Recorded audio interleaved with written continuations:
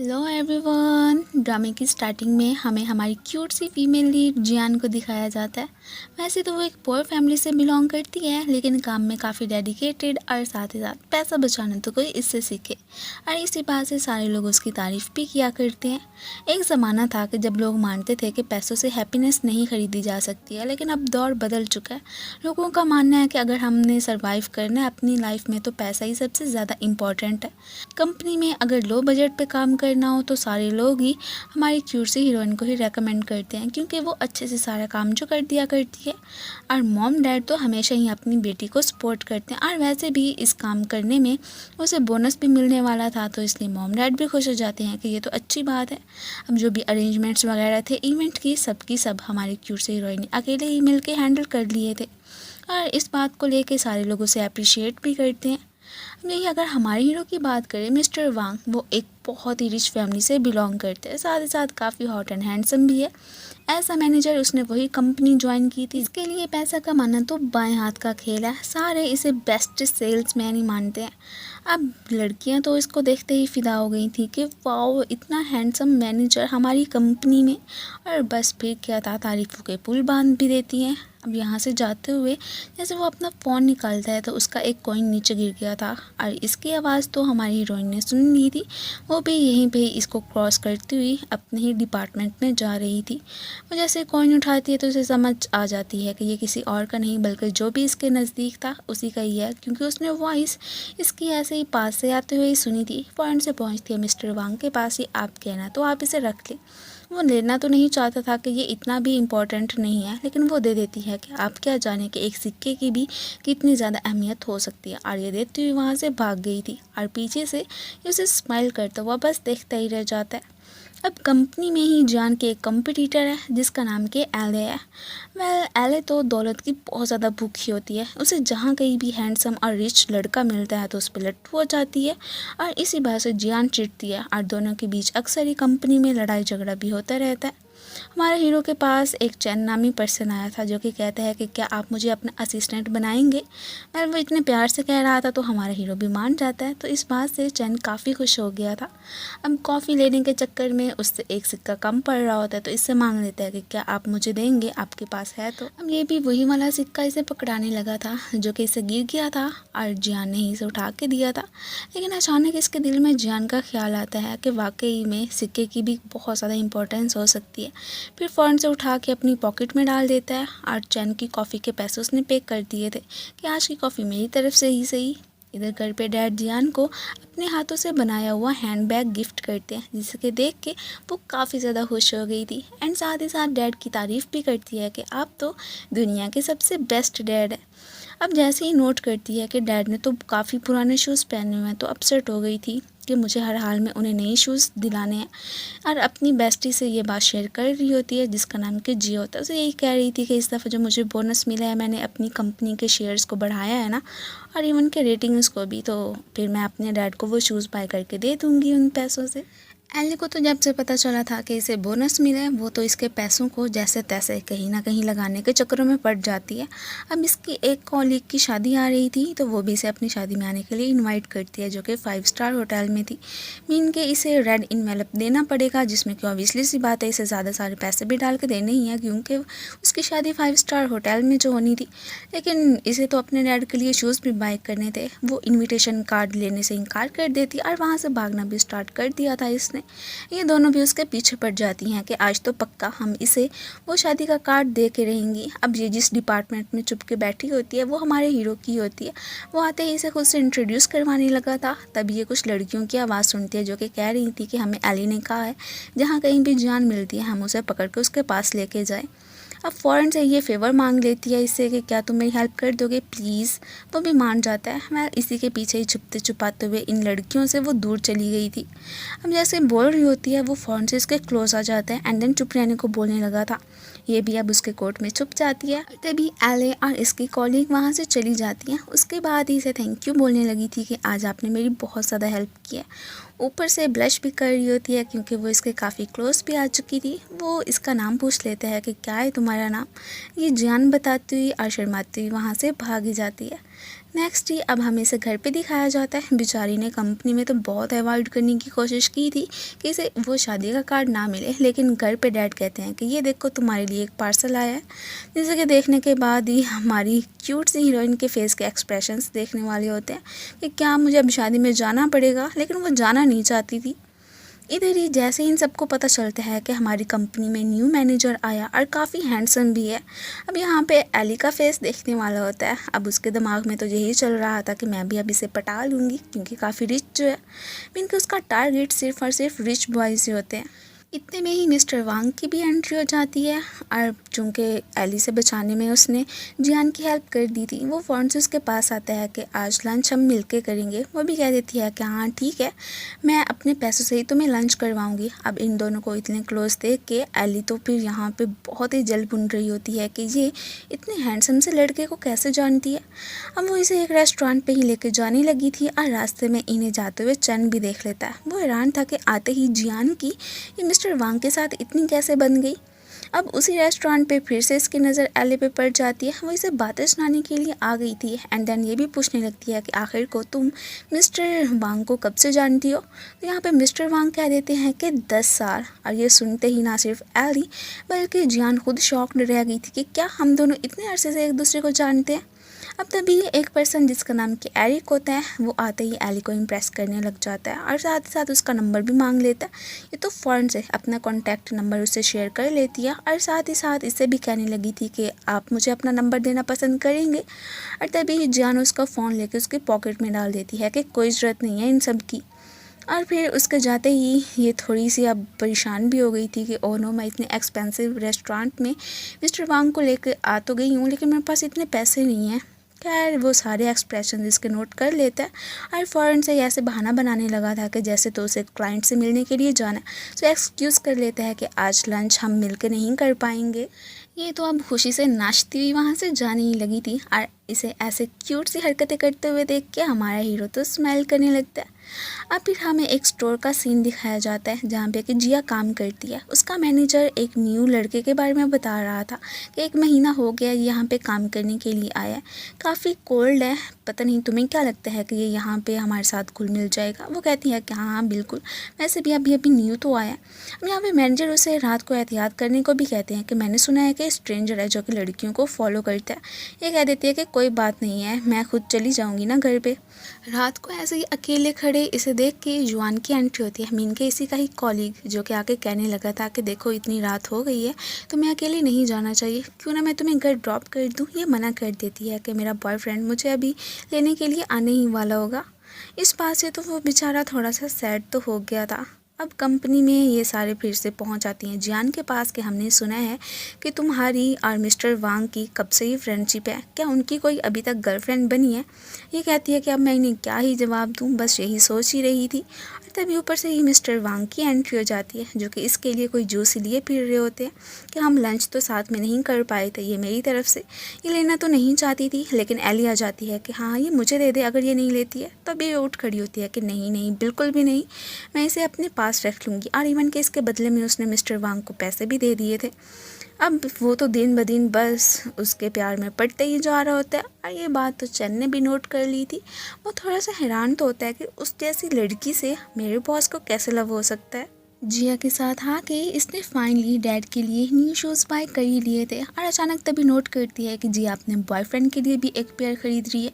बाहर आके उसे थोड़ा सा डांटने भी लगी थी कि देखो तुम्हारे बॉयफ्रेंड को तुम्हारा कोई ख्याल नहीं रहता है, तुम सारी रात उसके आने का वेट करती रहती हो कि वो तुम्हें पिक करने के लिए आएगा, बट वो नहीं आता है और ना उसे तुम्हारी कोई परवाह है, फिर भी तुम उसके लिए चीज़ें खरीदती रहती हो। ये क्या बात हुई, आज तक कभी उसने तुम्हें कोई गिफ्ट किया ही नहीं है।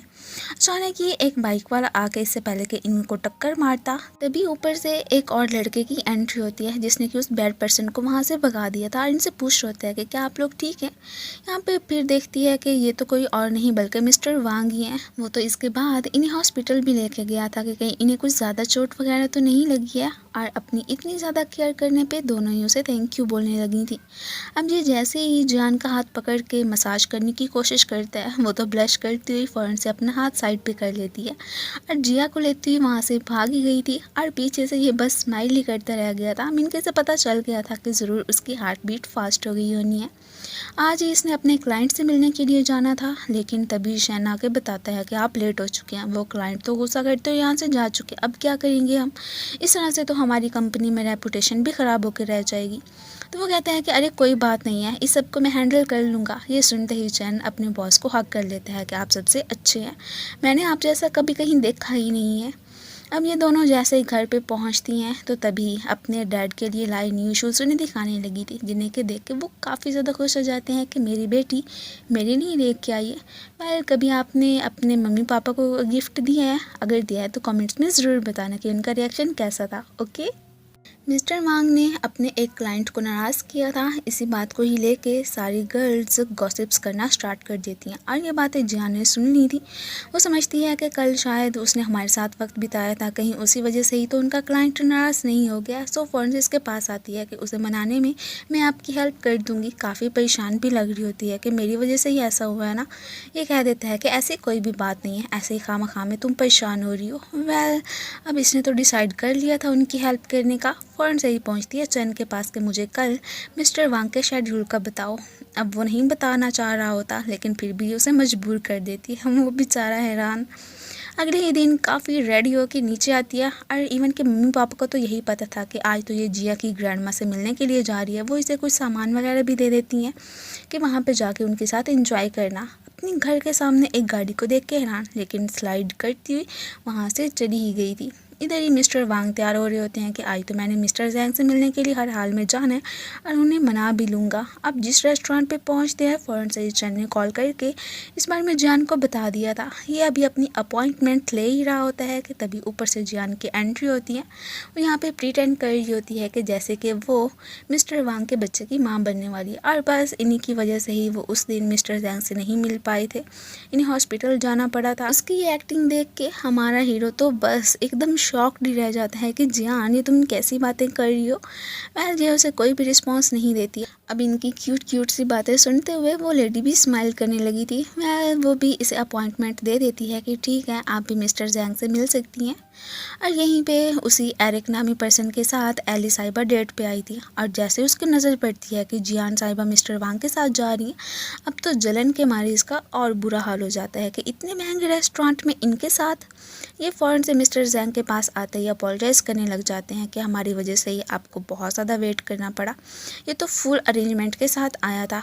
अब उनके सामने एक प्रोडक्ट दिखाने लगता है जो कि किसी ज़माने में मिस्टर जैंग चाहते थे कि ये काफ़ी फेमस हो जाए, बट ऐसा ना हो पाया। लेकिन अब इसमें कुछ इंग्रेडिएंट्स वगैरह चेंज करने के बाद ही ये कह देते हैं कि मुझे उम्मीद है कि ज़रूर इस दफ़ा हम सक्सेसफुल रहेंगे। अब उनके फेस के एक्सप्रेशन से तो साफ लग रहा होता है कि जैसे कि वो वाकई में इसकी बातों से पिघल गए हैं।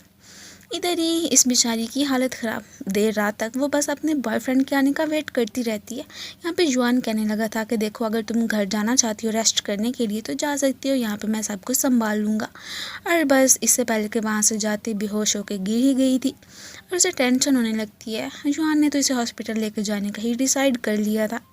इधर ही अब जैंग को मनाने में तो यहाँ पे हमारी जियान भी हेल्प करने लगती है, उन्हें काफ़ी सारे मस्के लगाती है कि हम आपको फ्यूचर में निराश नहीं करेंगे, सो बस हमारे साथ कोऑपरेशन कर लें। वो भी फाइनली मान जाते हैं। उन्हें अच्छे से गुड बाय करके वहाँ से भेजने के बाद ही मिस्टर वांग जियान से पूछने लगते हैं कि क्या तुम्हें याद नहीं है कि हम दोनों फर्स्ट टाइम कब मिले थे।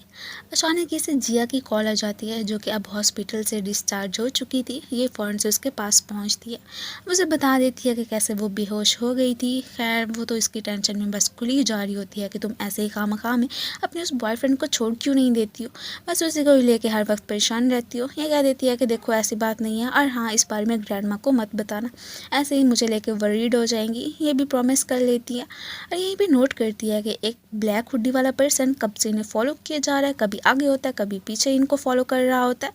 वेल, फिलहाल तो ये उसे इग्नोर कर देती हैं। कंपनी में मिस्टर चैन अब अपने बॉस से ही अपोलोजाइज़ कर रहा था कि मुझे नहीं बताना चाहिए था ना जियान को कि आपका शेड्यूल वगैरह क्या है, कि आप किससे मिलने के लिए जा रहे हैं। वो कह देता है कि कोई बात नहीं, ये तो अच्छी बात है कि जियान भी वहाँ पे आ गई थी, मीन के वो बिल्कुल भी चैन से नाराज़ नहीं था। इधर ग्रैंडमा भी बहुत ज़्यादा स्वीट होती हैं, उन्होंने ही अकेले ही जिया को पाला था, और वो ना सिर्फ जिया से बल्कि जियान से भी बहुत ज़्यादा लव करती हैं। काफ़ी स्वीट सी फैमिली होती है ना इनकी। यहाँ से वापसी पे इसकी नज़र फिर से उसी ब्लैक हुडी वाले लड़के पे पड़ती है।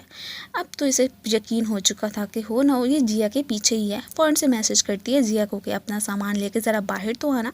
अब ग्रैंड माँ समेत वो भी झाड़ू पोछा जो भी उनके हाथ में आता लेके आ जाती हैं, और इवन के इन्होंने जुआन की पिटाई लगाना भी स्टार्ट कर दी थी। अब उन्हें पता चलता है कि ये तो जुआन था, एक्चुअली में जिया का ही एक कॉलीग है, वही इस हॉस्पिटल लेके गया था जब वो बेहोश होकर गिरी थी। ये सब सुनते ही ग्रैंड माँ इन दोनों पे गुस्सा करने लगती हैं कि क्या जिया आज हॉस्पिटल पहुंची हुई थी और मुझे तुम दोनों ने इस बारे में बताया तक नहीं, तुम लोगों को तो मैं बिल्कुल नहीं छोड़ूंगी।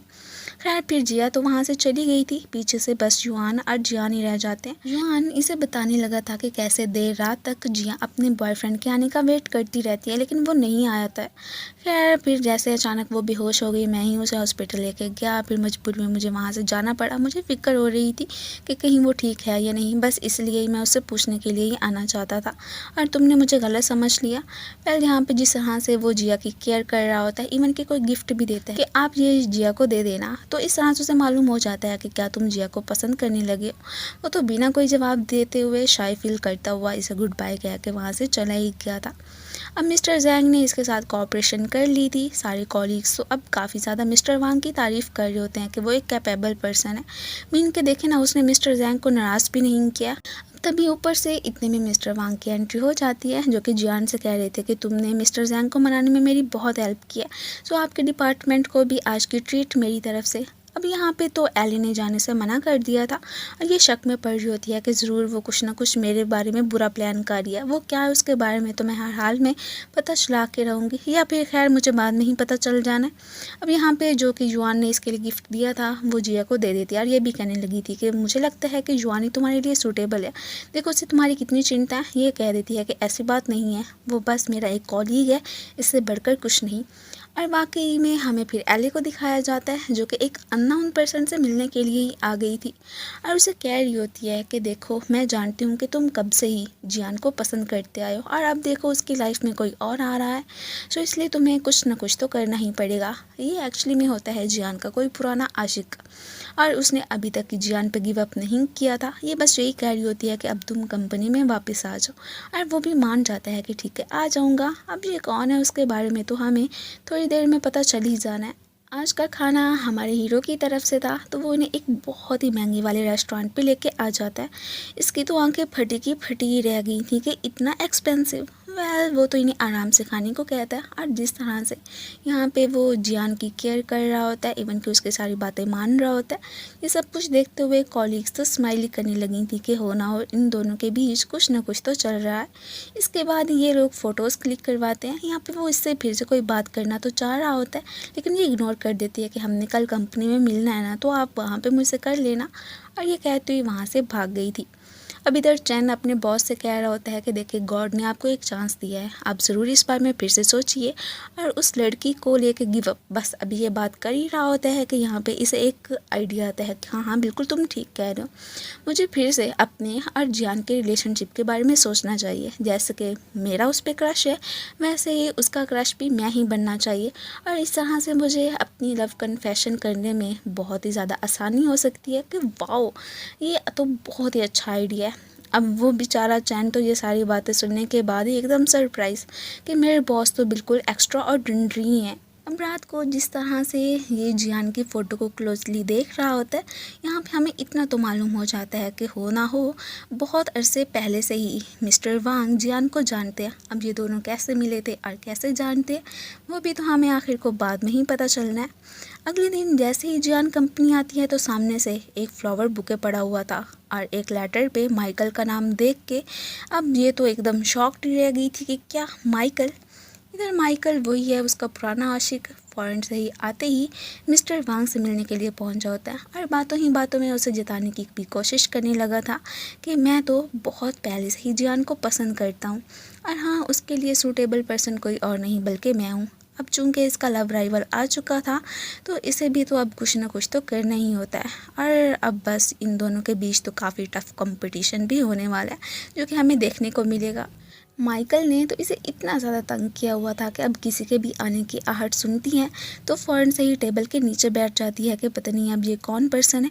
उसने पास्ट में कहीं इसे काफ़ी बुरे तरीके से चेज़ जो किया हुआ था, अभी तक ये उससे डरती है कुछ फाइल्स वगैरह रखने के लिए। अब जैसे ही इसके ऑफिस में पहुंचती है तो इसे यहाँ पे स्मेल आना स्टार्ट हो जाती है। ये कहती है कि ये कौन सी स्मेल है।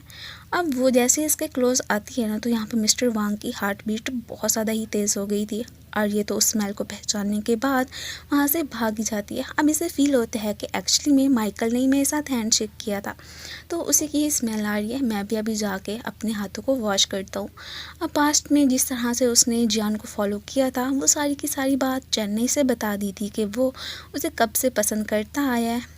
अब वो भी सरप्राइज रह जाता है कि इसका मतलब है कि उससे कंपटीशन करने के लिए मुझे भी अब कुछ ना कुछ तो प्लान करना ही पड़ेगा।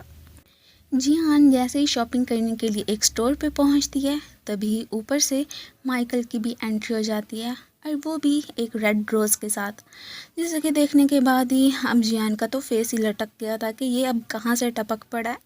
ये तो अब माइकल को देख के वहाँ से ऐसे गायब होती है जैसे कि गधे के सर से सींग और बाहर आके जियान को रियलाइज़ होता है कि ओह नो, अपना ऑर्डर तो मैं शॉप पे ही भूल आई हूँ।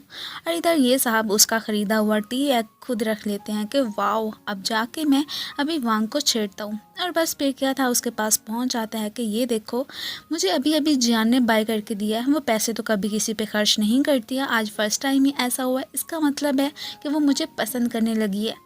ये सब कुछ देखते हुए ये जानबूझ के कोई बहाना बना के उसे टी एग ले लेता है और खुद ही खा लेता है, जिसके बाद के माइकल का रिएक्शन चेक करने वाला था।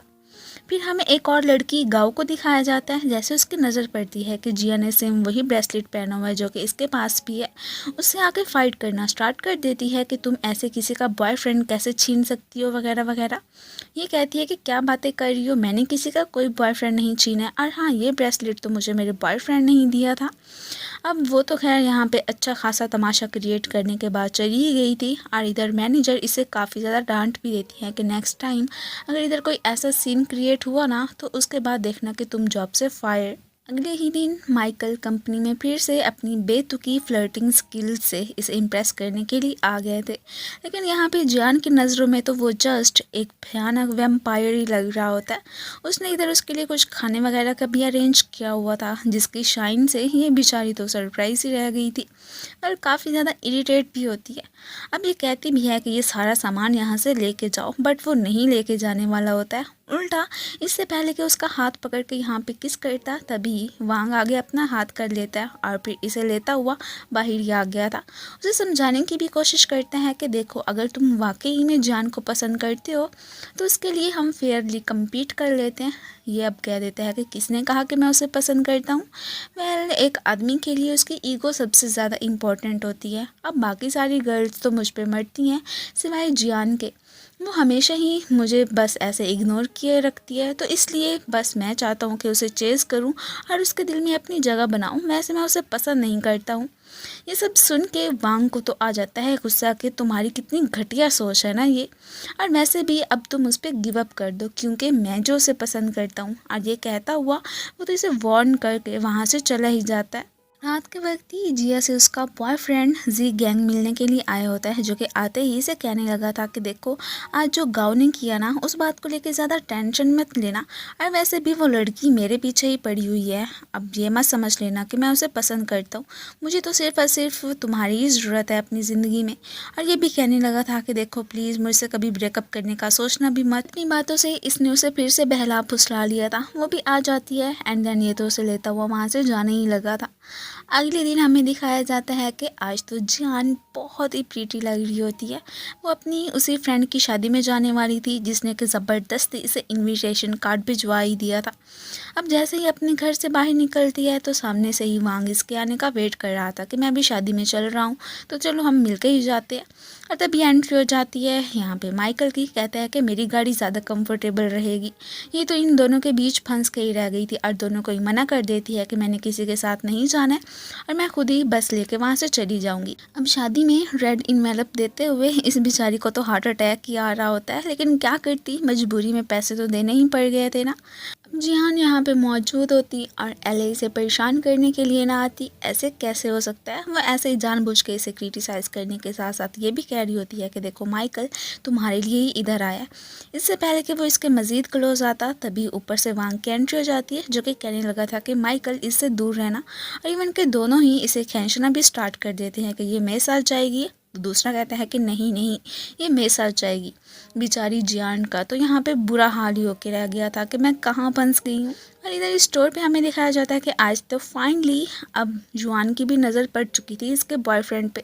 मुझे तो अंदाज़ा हो जाता है कि ये तो बहुत बड़ा स्कम बैग है, मतलब कि उसने इसे चीट करने की कोशिश की है और देखो कैसे मज़े से फिर से आके इससे फ्लर्ट कर रहा है। इसे तो मैं बिल्कुल नहीं छोड़ूंगा।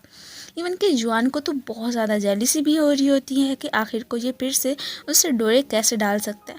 अब इनकी वेडिंग सेरेमनी हो चुकी थी, अब बस बुके फेंकने वाला काम ही रह गया था। और यहाँ पे माइकल कहता है कि जियान के लिए वो बुके मैं लेके आऊँगा।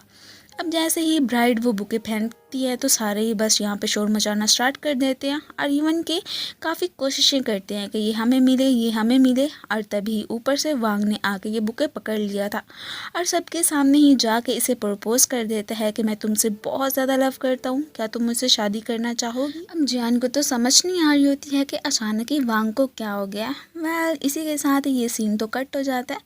इधर ही मॉम डैड समझ रहे होते हैं कि वाओ शादी से तुम्हें ये बुके मिला है, इसका मतलब है कि नेक्स्ट बारी तुम्हारी है और तुम्हारी शादी हो जाएगी। ये कह रही होती है कि मॉम डैड ऐसी कोई भी बात नहीं है जैसा कि आप समझ रही हैं। ये तो बस मेरे एक फ्रेंड को मिला था और उसने मुझे दे दिया, और पता है क्यों दिया? तभी हमें फ्लैशबैक में दिखाया जाता है कि वो इसे इशारा कर रहे होते हैं कि अगर तुमने माइकल और एले से अपनी जान छुड़ानी है तो जाहिर सी बात है तुम्हें मेरा प्रपोजल एक्सेप्ट करना पड़ेगा और उनके सामने हम प्रिटेंड करेंगे कि जैसे गर्लफ्रेंड एंड बॉयफ्रेंड है। तब तो ये फ़ौरन से ही मान गई थी और ये सारी बातें ही मॉम डैड को बता रही होती है कि तब आप ना ज़रा एले की जाके शक्ल देखते कि उसकी कैसी हो गई थी। वो तो बहुत ही जल भुन के राख हो गई थी। बस उसके सामने मुझे प्रिटेंड करना पड़ा कि वाकई में मैं वांग को पसंद करती हूँ, वरना कि ऐसी कोई बात नहीं थी।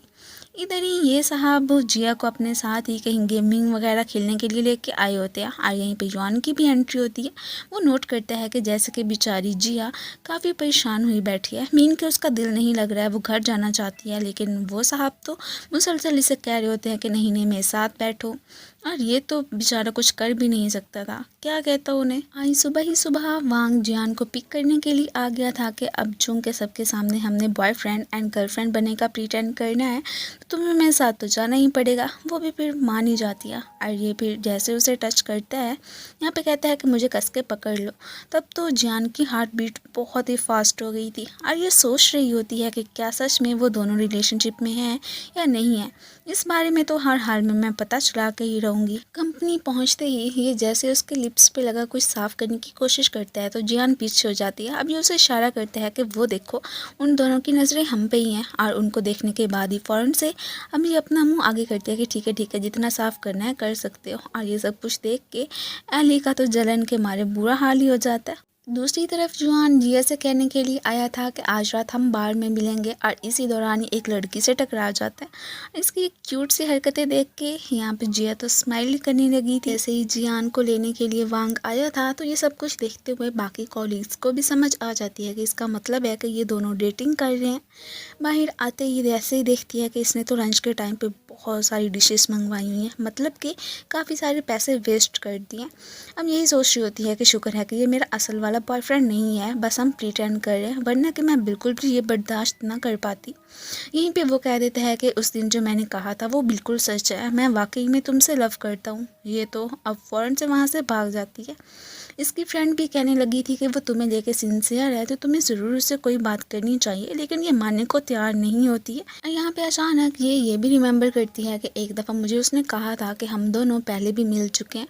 पता नहीं आगे क्या बताना चाहता था कि मुझे फिर इमरजेंसी में जाना पड़ गया। तो जिया कह देती है कि ठीक है, उसे मिलने के लिए बुलाओ और सारी बात क्लियर कर दो कि आखिर को आप दोनों कब मिले थे या फिर अब अपने रिलेशनशिप को स्टार्ट करना है कि नहीं करना है। ये भी मान जाती है कि ठीक है, मैं उससे बात कर लूँगी। कंपनी में चैनची जियान को लेकर ही इससे बात कर रहा था कि वैसे आप दोनों सच में क्या डेटिंग करने का प्रिटेंड कर रहे हो। तो ये सारी बातें चोरी चोरी इधर इन साहब ने सुननी थी और वो काफ़ी खुश हो रहे होते हैं कि वाकई में हमारा गैस बिल्कुल सही निकला। और फ़ौरन से ही जाके इस बारे में एले को भी बता देता है। अब तो एले ने एक और प्लान कर लिया था कि हम हर हाल में उन दोनों को सेपरेट करके रहेंगे, अगर ब्रेकअप नहीं भी करना है तो करवा देंगे। अब इनका प्लान ये होता है कि हम कुछ गुंडों को अरेंज करेंगे और वो जैसे ही जियान को मारने के लिए जाएंगे तो ऑब्वियसली सी बात है, इतने सारे आदमियों को देख के वांग डर जाएगा और उसे उनके सामने कर देगा। और उसके बाद ही सीधा ही पहुंचेगा माइकल उसे उन गुंडों से बचाने के लिए। ये सब कुछ देखते हुए ही जियान उसे चिपक जाएगी कि वाओ, आप तो मेरे हीरो। तो कैसी रही मेरी प्लानिंग, और इस बात को लेके दोनों कोऑपरेशन कर लेते हैं। यहाँ पे ये भी कहने लगी थी कि मैं जैसे ही अब फिर बाद में वांग को देखने के लिए जाऊंगी, वो फिर मुझे बहुत सारे पैसे दिखाएगा और मेरा बॉयफ्रेंड बन जाएगा। सो इस तरह से इन लोगों ने अपना ये वाला प्लान तो एकदम रेडी कर दिया होता है कि हमारा काम बन सकता है। इधर बार में युआन से मिलने के लिए फाइनली ये आ चुकी थी। वो तो काफ़ी ड्रिंक करता है, लेकिन जिया ने मना कर दिया था कि मैं ड्रिंक्स वगैरह नहीं करती हूँ। यहाँ पे तो टुन्नी हो जाता है और उससे अपने दिल की बात भी शेयर करने लगा था। यही कहता है कि देखो जी गैंग अच्छा लड़का नहीं है, उसे मज़ीद मत मिला करो, वो तुम्हारे साथ कुछ भी गलत कर सकता है। और इवन के अपने दिल की बात भी शेयर कर लेता है कि मैं भी तुमसे बहुत ज़्यादा लव करता हूँ। इसी बीच ही टुन होकर उसके ऊपर ही गिर जाता है। और यहाँ पे फाइनली उसके बुलाने पे वांग भी आ गया था। अब ये पूछ रही होती है कि तुमने मुझसे जो जिक्र किया था कि हम पहले भी मिल चुके हैं, तो कहाँ पे मिले हैं, मुझे तो कुछ याद नहीं है। वो बता देता है सारी की सारी स्टोरी कि ठीक है, अगर तुम जानना चाहती हो तो मैं भी बता देता हूँ। ये काफ़ी दिनों की बात है, तब मेरी मॉम काफ़ी ज़्यादा इल रहा करती थी एंड देन उनकी डेथ भी हो गई। डैड को तो ना मॉम की कितनी ज़्यादा केयर हुआ करती थी और ना ही मेरी। मैंने कॉल्स करके उन्हें बताना चाहा था कि मॉम अब इस दुनिया में नहीं रही हैं, बट ना उन्होंने मेरी कोई कॉल पिक ही नहीं की थी। उसके बाद ही जैसे ही मैं उदास से बैठा हुआ था, तभी मेरे पास मुझे वार्मनेस पहुंचाने के लिए कोई और नहीं बल्कि तुम ही आई थी। शायद कि तुम्हें वो वाला लड़का याद नहीं होगा जो कि उदास से बैठा हुआ था। तभी मैंने तुझे ही कहा था तुमसे कि क्या तुम मेरे साथ कुछ देर बैठना चाहोगी, तो तुम मान गई थी। इस तरह से मैंने अपने दिल का बोझ भी हल्का कर लिया था तुमसे बातें करने के बाद। और वैसे भी मुसीबत के वक्त जो बंदा काम आता है ना, वो तो हमेशा ही हम याद रखते हैं। और मैंने ये कंपनी भी सिर्फ और सिर्फ तुम्हारी वजह से ही ज्वाइन की थी, क्योंकि मैं वाकई में तुमसे रिलेशनशिप में आना चाहता था। तुम्हारे अलावा मैंने कभी किसी और लड़की के बारे में सोचा भी नहीं है। सारी बातें सुनने के बाद भी वो इससे एक्सक्यूज़ कर लेती है कि मुझे वैसे तो वो वाला सीन याद नहीं है कि हम कैसे मिले थे वगैरह वगैरह, लेकिन हाँ, हम दोनों एक दूसरे के लिए बिल्कुल भी परफेक्ट मैच नहीं है। सो इसलिए यही बेहतर होगा कि हम जो प्रिटेंड कर रहे हैं ना अपने रिलेशनशिप को लेके, उससे भी ब्रेकअप कर लेते हैं। ये सब सुन के वो थोड़ा सा सैड तो हो जाता है, लेकिन कह देता है कि ठीक है, जैसे तुम्हारी मर्ज़ी, मैं ऐसे अब तुम्हें फोर्स तो नहीं कर सकता हूँ ना कि तुम मेरी गर्लफ्रेंड बनो। और जो मेरी फीलिंग्स थी वो तो ऑलरेडी मैं तुमसे कन्फेस कर चुका हूँ। अब यहाँ से जाते हुए अचानक इसकी नज़र पड़ती है कि जी गैंग तो उसी गांव के साथ ही मिलकर जा रहा था। अब वो साहब उल्टा इसे चीट कर रहे होते हैं और समझ रहे होते हैं कि जैसे कि जुआन को लेके ये उसके साथ बाहर आई हुई थी और इसकी अब मेरे दिल में कोई भी कदर नहीं है। इस बेचारी को खामखाई में क्रिटिसाइज़ कर देता है। वो कहती भी है कि जैसा तुम समझ रहे ऐसी कोई बात नहीं है, ये जस्ट मेरा कॉलीग है। बट ना वो साहब कहाँ सुधरने वाले होते हैं। और इन सारी बातों को सुनने के बाद ही जुआन को आ जाता है गुस्सा और वो एक ज़ोर का मुक्का उसे दे मारता है। इसी के साथ ही अब फिर हमें दूसरी तरफ दिखाया जाता है कि इनके हायर किए गुंडे इन दोनों से फाइट करने के लिए आ चुके थे। और ये सब कुछ देखते हुए जैसे ही अब यहाँ पे अपनी नौटंकी करने के लिए माइकल आता है, तो इसी बीच ही उसने ना सिर्फ बेचारी जियान को ज़ख्मी कर दिया था, बल्कि उसे ये भी खबर मिल जाती है कि इन सबको हायर करने वाले कोई और नहीं बल्कि एली और यही है। वो इसे शराफत से बाहर आने को बोलती है और ये भी कहने लगी थी कि हाँ, अब बताओ कि तुम दोनों ने ऐसा क्यों किया। वो तो इनका ब्रेकअप करवाना चाहते थे। ये भी कह देते हैं कि अब मज़ीद ऐसा करने की ज़रूरत नहीं है, क्योंकि हम दोनों ने वाकई में एक दूसरे को छोड़ने का फ़ैसला कर लिया है। ये सुनते ही अब एले और जियान दोनों के ही मन में लड्डू फूटने लगे थे। ब्रेकअप करने करने के बाद ही वो तो जियान को छोड़ने के लिए पहुंच जाया था। तभी से फ्रेंड की कॉल आती है, ये पहुंचती है। यहाँ पे वो काफ़ी ज़्यादा टुन्न हो गया था जुआन, तो ये उसे अपने घर पे ही लेके आ गई थी। वैसे भी उसने इसे बताया नहीं था ना कि इसका घर कहाँ पे। यहाँ पे ग्रैंडमा को जैसे बता रही होती है कि जुआन ने आज मेरे वही बॉयफ्रेंड को थप्पड़ भी मारा था। ये सुनने के बाद वो तो खुश हो जाती हैं कि वाह, ये किया ना इसने बहुत अच्छा काम, उसके साथ तो ऐसे ही होना चाहिए था। और हाँ, आइंदा के बाद उससे कोई भी रिलेशनशिप रखने की तुम्हें कोई ज़रूरत नहीं है। अब उस वक्त जो कुछ भी हुआ था, इसने सारी की सारी बातें जियान से शेयर कर ली होती हैं कि वाकई में जुआन काफ़ी ज़्यादा केयरिंग भी है। खैर, अब इसके दिल में उसे भी लेकर कुछ ना कुछ तो होने ही लगा था। अगले दिन जैसे जुआन की आँख खुलती है तो खुद को जिया के घर में पाके एकदम सरप्राइज। तभी ऊपर से जिया आके बताती है कि कल रात को तुमने आखिर क्या क्या हरकतें की थी, इवन कि अपने घर का भी नहीं बताया था। सो मजबूरी में मुझे तुम्हें अपने घर ही लेके आना पड़ गया। वो तो काफ़ी ब्लश कर रहा होता है और इवन के एम्बेरस भी फील करने लगता है। तभी ग्रैंड माँ के उसे बताती हैं कि तुम्हारे कपड़े तो मैंने ही चेंज कर दिए थे, वहाँ से स्मेल आ रही थी ना। वह ये अब बेचारा बहुत ज़्यादा शर्मिंदा हो जाता है कि ग्रैंड माँ, क्या सच में आपने मेरे कपड़े चेंज किए थे। वांग और जियान के ब्रेकअप करने की बात तो सारी कंपनी में ही फैल चुकी थी। सो बस फिर क्या था, गर्ल्स को तो गॉसिप्स करने का कोई ना कोई टॉपिक चाहिए होता है। जियान भी इनकी बातें सुन लेती है और इसके बाद तो उसकी नोज से ब्लीडिंग भी स्टार्ट हो गई थी। ये काफ़ी परेशान होती है। जैसे घर पे आती है तो यहाँ पे डैड इसे देख के हैरान कि क्या मेरी बेटी को कैंसर हो गया, ओह नो, अब इसका क्या बनेगा। बेचारे काफ़ी इमोशनल भी हो गए थे। तभी मॉम इनके कान खींचती हैं कि कैसी बातें कर रहे हो, ऐसा कुछ नहीं है, बस आज के दिन उसने हाफ लीव ली है क्योंकि उसकी नोज़ में से ब्लीडिंग जो हो रही थी।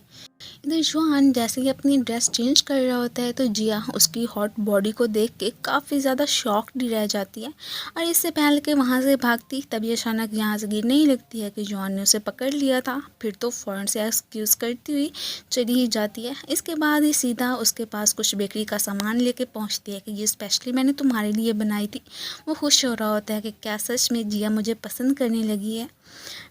अब इसके बाद ही यहाँ से जब जा रहे होते हैं तो ये कह देती है कि देखो, अब जो मैंने तुम्हें दिया था उसके बारे में ज़्यादा सोचना मत, मैं तो सिर्फ़ और सिर्फ तुम्हें अपने छोटे भाई की तरह ही ट्रीट करती हूँ। ये सुनना था बेचारा जुआन का रिएक्शन देखने वाला कि क्या सिर्फ छोटा भाई, मैं तो समझ रहा था कि शायद जिया भी मुझे पसंद करने लगी है। एले ने वांग को सीड्यूस करना स्टार्ट कर दिया था, लेकिन वो इसे कोई ख़ास भाव ही नहीं दे रहा होता।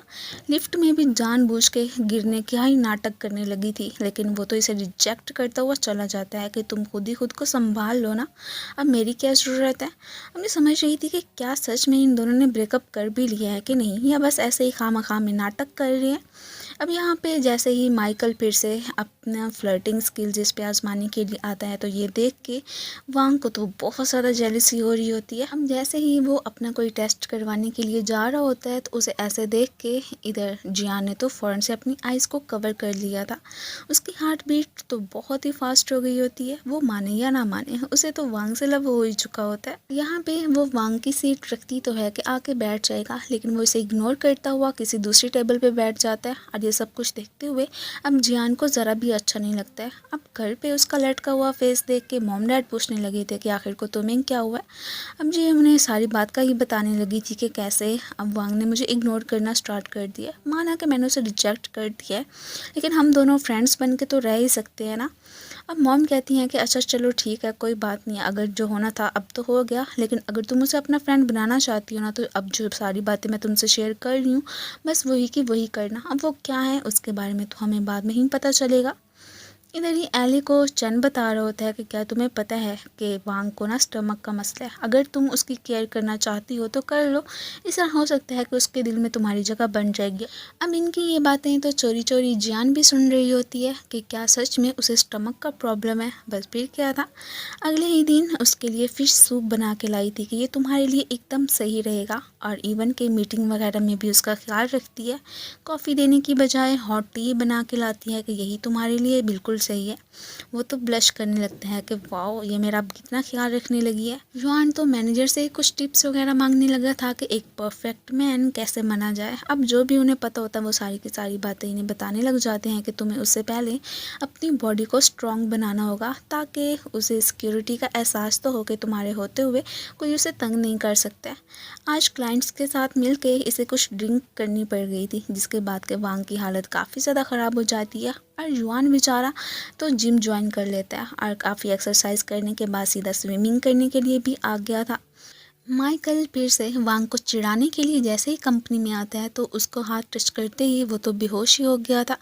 ये हैरान होते हैं कि क्या मेरा हाथ इतना ज़्यादा स्ट्रांग है कि इसको टच करते ही वो उसकी हालत ऐसी ख़राब हो गई है। अब ये लोग उसे हॉस्पिटल ही लेके जाने लगे थे। एक्चुअली में रात को जो उसने ड्रिंक कर ली थी तो उसके स्टमक पे कुछ ज़्यादा ही असर पड़ गया था। ये सब कुछ तो जियान ने भी देख लिया था। उसे तो वांग की चिंता ही होने लगी थी। रात को जी गैंग साहब फिर से इसके पास पहुँचे हुए होते हैं और ग्रैंड माँ इसे तंग करते हुए देख के फ़ौरन से ही एक डंडा उठा के लाती हैं कि तुम यहाँ से भागते हो कि नहीं, आइंदा के बाद सारा मेरी पोती को डिस्टर्ब करने की कोशिश तो करना। तो ये उसे समझा रहा होता है कि वाकई में जीगांग अच्छा नहीं है, सो इसलिए तुम जितना दूर रह सकते हो उसे दूर रहा करो, और हाँ उसे एक चांस देने का सोचना भी मत। लेकिन ये उसे कह देती है कि तुम्हें मेरे मामलात में बोलने की ज़रूरत नहीं है, और इवन कि अगर तुम यहाँ से जाना चाहते हो तो जा सकते हो। उसके बाद ही अपने पेरेंट्स की फ़ोटो को देख के रोना भी स्टार्ट कर देती है। उन्हें तो इसकी बिल्कुल भी चिंता नहीं थी। बेचारी काफ़ी अफसुर्दा लग रही होती है। जियान रात देर तक चैन के आने का वेट करती रहती है। जैसे ही वो आता है तो उससे पूछने लगी थी कि अब वांग की तबीयत कैसी थी। ये यहाँ पे इमोशनल होने का नाटक करने लगा था कि बहुत ही बुरी। क्या तुम्हें पता है कि उसके घर पे उसकी केयर करने वाला भी कोई नहीं है, पता नहीं उसका क्या बनेगा। अब ये पूछने लगती है कि अच्छा मुझे बताओ कि उसका घर कहाँ पे है, मैं ही ज़रूर उसे देखने के लिए जाया करूँगी, और वैसे भी हम दोनों कॉलीग्स भी हैं। ये भी मान जाता है कि चलो ठीक है, एंड देन इसने फ़ौरन से उसे उसके घर का बता दिया था। इधर ये दोनों पहुंचे होते हैं अपने एक कज़न के पास कि प्लीज़ हमें बता दें कि आखिर को वांग कहाँ पे रहता है। उसकी ये कंडीशन यहाँ पे मेरी वजह से हुई है, तो मैं उसकी केयर करना चाहता हूँ प्लीज़। माइकल की यहाँ पे ओवर एक्टिंग तो देखने लायक ही थी। यार मजबूरी में इनके कज़न को भी उसे बताना पड़ गया था कि वो कहाँ पे रहता है। जियान को अब नेक्स्ट जिया के पास ही बैठे हुए दिखाया जाता है। जब से उसे पता चला था कि जी गैंग इसे कितना ज़्यादा तंग करने के लिए आता है, वो इसे यहाँ पे तसल्ली देने के लिए आई थी और यही कहती है कि आइंदा के बाद उससे कोई भी रिश्ता रखने की ज़रूरत नहीं है। कितना घटिया इंसान है ना वो। वांग अपनी कैजुअल सी ड्रेसिंग में बैठे ही हुआ था कि तभी अचानक ही डोरबेल बजती है। अब जैसे ही देखते हैं कि क्या जियान मुझे देखने के लिए आई है, फ़ौरन से ही ड्रेसअप करके पहुंच गया था और काफ़ी हैंडसम भी लग रहा होता है। तभी जाके ही वो डोर ओपन करता है और वो इसे देख के हैरान कि तुम तो इल थे ना, तो यूँ इतने घर पे रहते हुए इतनी ज़्यादा ड्रेसिंग करने की क्या ज़रूरत थी। खैर ये तो आगे से कोई बहाना बना लेता है कि एक्चुअली में मैं घर पे रहते हुए भी काम ही कर रहा था। वो कुछ फ्रूट्स और सब्जियां वगैरह लाई थी कि अब से तुम्हारे लिए खाना मैं खुद ही बनाया करूँगी, और इवन कि इसे इजाज़त भी मांग रही होती है कि क्या मैं कुछ दिन तुम्हारे साथ इस घर पे रह सकती हूँ, तुम्हारा अच्छे से ख्याल रखूँगी, आखिर को मैं तुम्हारी फ्रेंड जो हूँ। ये सुन के उसके दिल में तो लड्डू ही फूटने लगे थे और वो फ़ौरन से इजाज़त दे देता है कि ठीक है, अगर तुम मेरे साथ घर पे रहना चाहती हो तो रह सकती हो। रात को जियान जैसे ही खाना बना रही होती है तभी हमारा हीरो शॉवर लेके निकलता है। उसका इरादा था इसकी अटेंशन पाना, और फाइनली वो इसमें कामयाब भी हो जाता है। कुछ स्टफ़ वगैरह उठाने में जियान को दिक्कत हो रही होती है तो वांग ने आके हेल्प कर दी थी, और फिर फ़ौरन से ही इसका हाथ अपनी चेस्ट पे रख देता है कि मैं काफ़ी हॉट फील कर रहा हूँ और तुम्हारे हाथ बहुत ही ठंडे हैं, अब मुझे काफ़ी बेहतर महसूस हो रहा है। और इवन के जैसे ही इसका दूसरा हाथ पकड़ता है, ये तो ब्लश करती हुई एक्सक्यूज़ करके फ़ौरन से ही अपने रूम में घुस जाती है। इधर ही एक कस्टमर से जिया की थोड़ी बहुत बहस हो गई थी और ये सब कुछ जी गैंग देखता हुआ आता है, और वो तो इन कस्टमर से फाइट करना भी स्टार्ट कर देता है। मैनेजर को तो आ जाता है गुस्सा। उसने ना सिर्फ इस बेचारी को काफ़ी ज़्यादा डांट दिया था, इवन कि आज तो पक्का पक्का जिया को जॉब से भी फायर कर देती हैं कि हमेशा ही बस यहाँ पे सीन क्रिएट करती ही रहा करो। ये अब अपने इस एक्स बॉयफ्रेंड से नाराज़ हो जाती है कि मैंने तुम्हें मना किया था ना कि मेरे पीछे मत आना, फिर आके सारी गड़बड़ी कर दी है ना। वो तो अब की बार पक्का उससे बिल्कुल बात नहीं करने वाली होती है। यहाँ पे इसे खोया खोया सा देख के एले आके पूछती है कि तुम्हें आखिर को क्या हुआ है, क्या तुम हमसे कुछ छुपाने की कोशिश कर रही हो। ये उसे कुछ भी नहीं बताती है। अब ये मैडम तो फ़ौरन से ही मिलने के लिए पहुंच आई थी माइकल से, और यही कहने लगती है कि आजकल मैंने नोट किया है कि जो जियान है काफ़ी खोई खोई सी रहती है। मुझे शक हो रहा है कि जैसे कि वो रहने के लिए वांग के अपार्टमेंट में ही जाती है। इसके बारे में भी हम मालूम कर ही लेंगे। यहाँ पे जी गैंग इसे कह रहा होता है कि देखो प्लीज़ मुझ पे गिव अप मत करो, मैं सच में तुमसे अब सिंसियरली लव करने लगा हूँ। मैंने अपनी सारी गर्लफ्रेंड्स को भी छोड़ दिया। और ये सारी बातें जो कि जुआन खड़ा सुन रहा होता है उसे बिल्कुल भी अच्छा नहीं लगता है कि कैसा गंदा इंसान है ना ये, बेचारी को बार बार तंग करने के लिए पहुँच जाता है। वांग ने तो जानबूझ के ही जो भी स्टफ नीचे भी पड़ा होता है सारा का सारा ऊपर रख देता है कि फिर से इस तरह से मुझे जियान के क्लोज जाने का मौका मिल जाएगा। और उसके फेस पे हमें शरारती सी स्माइल भी दिखाई जाती है। ये जैसे ही घर का सामान खरीदने के लिए एक स्टोर पे आई थी, अब यहीं पे ही हमें इन दोनों को भी दिखाया जाता है जो कि चोरी चोरी जियान पे नज़र रखे हुए होते हैं। और इसी बीच ही माइकल और साथ ही साथ एले एक दूसरे के ऊपर भी गिर गए थे। वो फ़ौरन से ऊपर से उठने के लिए कहती है कि तुम तो बहुत ही हैवी हो। इधर ग्रैंड माँ को तो युआन काफ़ी ज़्यादा पसंद आया था। इवन के जो भी काम वगैरह करने में हेल्प चाहिए होती है फ़ौरन से इसे बुला लेती है। मीन कि अगर वो इनकी पोती को पसंद भी करने लगे तो उन्हें कोई भी एतराज़ नहीं हो सकता था। इधर जैसे ही खाना बना रही होती है ऐसे ही जानबूझ के इसके सर पे मंडलाता रहता है। इसके क्लोज जाने का बस मौका तो चाहिए था ना उसे। इसी बीच ही जियान अपना हाथ जला बैठती है। वो फ़ौरन से आइस क्यूब उठाता है और उसके हाथ पे ही मसाज करने लगा था। वो बेचारी बस ब्लश करती ही रह गई थी। अब तभी अचानक डोर बेल बजती है। सामने से ये माइकल और एले को देख के सरप्राइज। वो दोनों ही इससे मिलने के लिए आए थे। यही कह रहे होते हैं कि हम भी यहाँ पे रह के तुम्हारी केयर करना चाहते हैं जैसे कि जियान कर रही है। ये तो उन्हें कोई भी ख़ास रिस्पॉन्स नहीं देता है। वेल यहाँ पे फिर भी वो उनकी मिन्नतें तो करना ही लगता है। ये भी कहने लगा था कि देखो अब मेरी वजह से ही तुम्हारी ये हालत हुई है ना, कि मैंने तो सिर्फ तुम्हें टच किया था।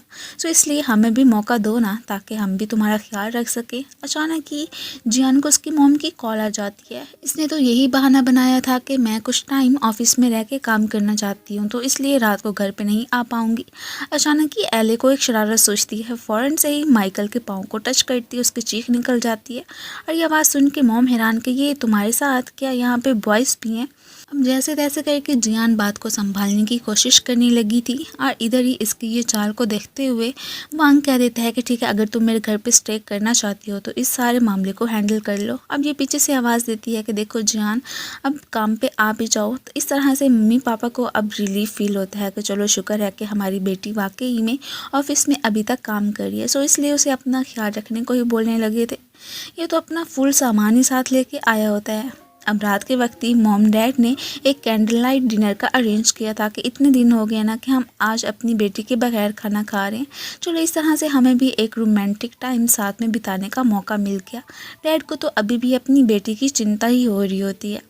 अब जैसे एले देखती है कि ये तो बहुत ही गहरी नींद सो रही है, फ़ौरन से ही घुस आई थी वांग के रूम में, लेकिन सामने ही से ही पड़े माइकल के पाँव से टकराने से उसके ऊपर ही गिरने लगती है कि फ़ौरन से उसकी चीख को रोक के वहाँ से इसने भेज दिया था और पहुँच जाती है वांग के बिस्तर पे। अगले दिन यही सोच रही होती है कि जैसे ही ये उठेगा और मुझे देख के कितना सरप्राइज़ होगा, इवन के खुश भी। उसकी तो हार्ट बीट भी फास्ट हो जाएगी। लेकिन रियलिटी तो कुछ और होती है। अब अपने सामने माइकल को देख के एकदम शॉक्ड। यहाँ पे उसकी हार्ट बीट काफ़ी फास्ट हो गई थी। अब सोच रही होती है कि कहीं मुझे माइकल से लव तो नहीं हो गया। नहीं नहीं, ऐसा बिल्कुल नहीं हो सकता। इधर जी गैंग आता है कि मेरी मॉम की कंडीशन काफ़ी ख़राब है, वो हॉस्पिटल में एडमिट है, प्लीज़ मेरे साथ चलो ना जिया। वो भी काइंड हार्टेड होती है, जाने ही लगी थी। ये दोनों अब जैसे ही बातें करके जा रहे होते हैं तो ये पूछ रही होती है कि आज सुबह माइकल एली की प्लेस पे क्या कर रहा था। अब ये सारी बात का बता देता है कि कैसे रात को मुझे मालूम हो गया था कि मेरी जगह पे एली ही आई है, तो इसलिए मुझे भी आइडिया आ गया। मैंने जाके फ़ौरन से ही माइकल को जगा दिया कि अगर तुम सोना चाहते हो तो जाके मेरे बिस्तर पर सो जाओ। इस तरह से मेरी उससे जान छूट गई। अचानक ही से जिया की कॉल आती है जो कि हेल्प के लिए ही कह रही थी। घर पे ये दोनों ही परेशान हो रहे होते हैं कि सुबह ही सुबह जियान और वांग कहाँ पे चले गए। अब जैसे ही ये माइकल को आते देखती है तो बस इसकी हार्ट बीट तो और ज़्यादा तेज़ हो जाती है। उससे दूर भागना भी स्टार्ट कर देती है कि तुम तो मेरे नज़दीक आओ ही ना। लेकिन वो कहाँ बाज आने वाला था। जैसे ही अपनी फ्लर्टिंग स्किल्स इस पर यूज़ करता है तो ये उस पर काफ़ी ज़्यादा भड़क भी जाती है कि तुम पता नहीं आखिर को खुद को समझते क्या हो। फिर अचानक ही अब जियान को भी कॉल करते हैं कि तुम किधर रह गई। वो अब इन्हें बता रही होती है कि मुझे और वांग को इमरजेंसी में कहीं जाना पड़ गया है, सो इसलिए हम लोग आप लोगों के साथ मिलके ब्रेकफास्ट नहीं कर पाएंगे। इधर ये से तो फोर्स कर रहा होता है कि देखो मेरी गर्लफ्रेंड बन जाओ वरना मैं तुम्हारे साथ बहुत बुरा करूँगा। अब जैसे ही वांग और जियान की एंट्री होती है तो सामने से देखते हैं कि इस साहब ने तो उसके लिए एक प्रपोजल का अरेंज किया हुआ था। अभी भी इनके सामने यही कह रहा होता है कि प्लीज़ मुझसे शादी भी कर लो वगैरह वगैरह। लेकिन सारी बात तो यहाँ पे वांग ने समझ ली थी। उसने तो इवन के पुलिस को भी बुला लिया था कि तुम जैसे गंदे बंदे को ना यहाँ पे होना ही नहीं चाहिए, और वैसे भी इतना परेशान कैसे किसी को कर सकते हो, फोर्सफुली थोड़ी ना रिश्ते बनते हैं। कंपनी में ही एल साहिबा तो चैंची से मिलने के लिए आई थी, जो कि यही पूछ रही होती है कि मुझे ना घर पे वहाँ पे वांग की फैमिली की कोई फ़ोटोज़ नज़र नहीं आ रही हैं। वो काफ़ी मिस्टीरियस है ना, क्या तुम मुझे बता सकते हो कि उसकी फ़ैमिली कहाँ से बिलोंग करती है या फिर उसकी फ़ैमिली में कौन कौन है। ये कहता है कि मुझे खुद अंदाज़ा नहीं है, तो मैं तुम्हें कैसे बता दूँ। अब तभी जैसे ही अब यहाँ पे माइकल को आते देखती है तो उसमें से फिर से वही लश्कारे नज़र आ रहे होते हैं। फिर से उसके चार्म में ही खो गई थी एंड देन उसे अवॉइड करती हुई वहाँ से भागी गई थी। और इस बात से माइकल काफ़ी अपसेट लग रहा होता है कि पहले मैं जानता था कि सिर्फ और सिर्फ जियानी मुझे इग्नोर करती है, लेकिन ऐसा काम तो एले ने भी संभाल लिया। वो मेरे साथ ऐसा क्यों कर रही है। इधर ये परेशान होती है कि आज के दिन मैंने ऑफिस से लीव ले ली है, सो इस तरह से तो मेरी जो भी एक दिन की इनकम थी वो कम हो गई है। वो कहता है कि कोई बात नहीं है, और वैसे भी रिश्ते ज़्यादा इम्पोर्टेंट होते हैं ना कि मनी। इन दोनों को साथ में देखते हुए अब माइकल और एले की भी एंट्री हो चुकी थी। ये आगे से कोई बहाना बना देते हैं कि जैसे कोई काम कर रहे थे, इवन के इनके बीच तो कुछ भी नहीं है। अपना घर का कुछ काम करवाने के लिए ग्रैंडमा ने फिर से युआन को बुलवा लिया था। वो तो इनकी फैमिली का काम करके काफ़ी खुश भी लग रहा होता। उसे मालूम था एक ना एक दिन तो ज़रूर जिया उसके प्यार में पड़ी जाएगी। इधर ही सुबह पहुंची होती है ये मैडम जियान के पास और उससे यही कह रही थी कि क्या तुम्हें वांग की फैमिली के बारे में कुछ पता है कि नहीं है। देखो उसके घर पे उसकी फैमिली की कोई फ़ोटोज़ नहीं है और कभी भी उसने अपने माँ बाप का जिक्र भी नहीं किया। ये कहती है कि मुझे कुछ पता नहीं है और ना ही इस बारे में हमारे बीच कोई बात हुई है। आज ही युआन इससे मिलने के लिए आया होता है और इसकी फ्रेंड के बारे में ही पूछ रहा था और ये भी कहता है कि मैं जितना भी उससे अपने लव की कन्फेशन कर लूँ वो हमेशा मुझे रिजेक्ट ही क्यों कर देती है। मेरा अपना कोई ड्रीम नहीं है, क्या तुम मुझे उसके बारे में बताओगी। अगर हो सके तो मैं ज़रूर उसका जो भी ड्रीम हुआ पूरा करने की कोशिश करूँगा। अब उसे कह रही होती है कि देखो फ़िलहाल तो जिया को ना अब लव पे बिल्कुल भी यकीन नहीं रहा है। एंड देन उसे उसके पास्ट के बारे में बता रही होती है कि कैसे उसके मॉम डैड एक हैप्पी फैमिली लाइफ गुजार रहे होते, लेकिन एक दिन अचानक पता नहीं क्या हो गया कि उनके बीच झगड़ा स्टार्ट हो गया और उन लोगों ने एक दूसरे से डिवोर्स ले ली। उसके बाद ही जिया को उसकी ग्रैंडमा लेके आ गई और उन्होंने ही पालना स्टार्ट कर दिया। एंड देन पहले पहले तो उससे मिलने के लिए उसके मॉम डैड आ जाया करते थे, लेकिन फिर वो एकदम अकेली पड़ गई। उनके पास तो अपनी बेटी के लिए टाइम नहीं बचा। वेल ग्रैंडमा ही उसे तसल्ली दिया करती थी। देखो उसने इतना मुश्किल वक्त गुजारा है, सो वो ऐसे तो किसी पे ट्रस्ट नहीं कर सकती है ना, तुम्हें उसे कुछ टाइम देना चाहिए। वेल यहाँ पे ये सारी बातें सुनते ही अब जुआन तो इमोशनल हो जाते और ये भी कहने लगा था कि चलो कोई बात नहीं है, उसने अगर इतना टफ टाइम गुजारा है तो अब मैं बिल्कुल उसे खुशियाँ ही दूँगा, जो उसे पसंद है मैं भी वही करूँगा। खैर अब यहाँ पे कह देती है कि उसे अपनी बेकरी खोलने का बहुत ही शौक़ है, अगर तुम उसका ड्रीम पूरा करना चाहते हो तो बेशक कर दो। ये सुनते ही अब यहाँ पे वो खुश हो जाता है कि ये तो और अच्छी बात है, चलो कम से कम अब मैं तो उसके दिल में अपनी जगह भी बना लूँगा। वेल इधर ग्रैंडमा भी चाहती हैं कि देखो जुआन अच्छा लड़का है, अगर तुम उसे अपना बॉयफ्रेंड बना लो तो इससे बढ़ के और क्या बात हो सकती है, लेकिन ये मना कर देती है कि नहीं नहीं वो जस्ट मेरा एक कॉलीग है, इसके अलावा तो मैं उसके बारे में कुछ भी नहीं सोच सकती हूँ। जियान पे एले की बातों का कुछ ज़्यादा ही असर हो गया था। अब की बार जैसे ही वांग से मिलती है वो तो खैर कम्प्लीटली ठीक हो चुका होता है, उसने कंपनी भी ज्वाइन कर ली थी। ये उसे पूछ रही होती है कि वैसे तुमने अपनी मॉम का तो बताया था कि उनकी डेथ हो गई है, लेकिन तुम्हारे आखिर डैड कहाँ पे और बाकी रिलेटिव्स।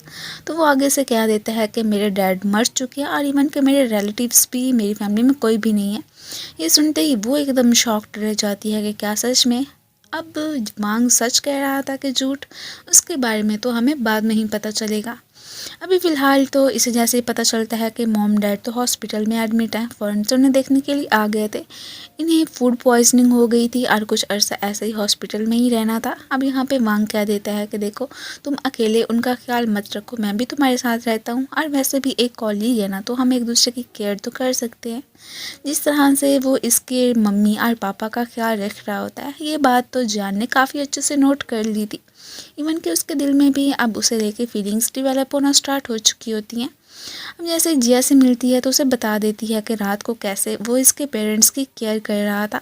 वो कह देती है कि ओहो तो इसका मतलब है कि तुम उसे पसंद करने लगी हो। ये मना कर देती है कि नहीं नहीं ऐसी बात नहीं है, अभी भी मानने को तैयार ही नहीं होती है और वो भी किसी के सामने भी नहीं। हमें कुछ दिनों बाद का ही सीन दिखाया जाता है। इसके पेरेंट्स हॉस्पिटल से डिस्चार्ज हो चुके थे और वांग भी उन्हें पिक करने के लिए आया होता है।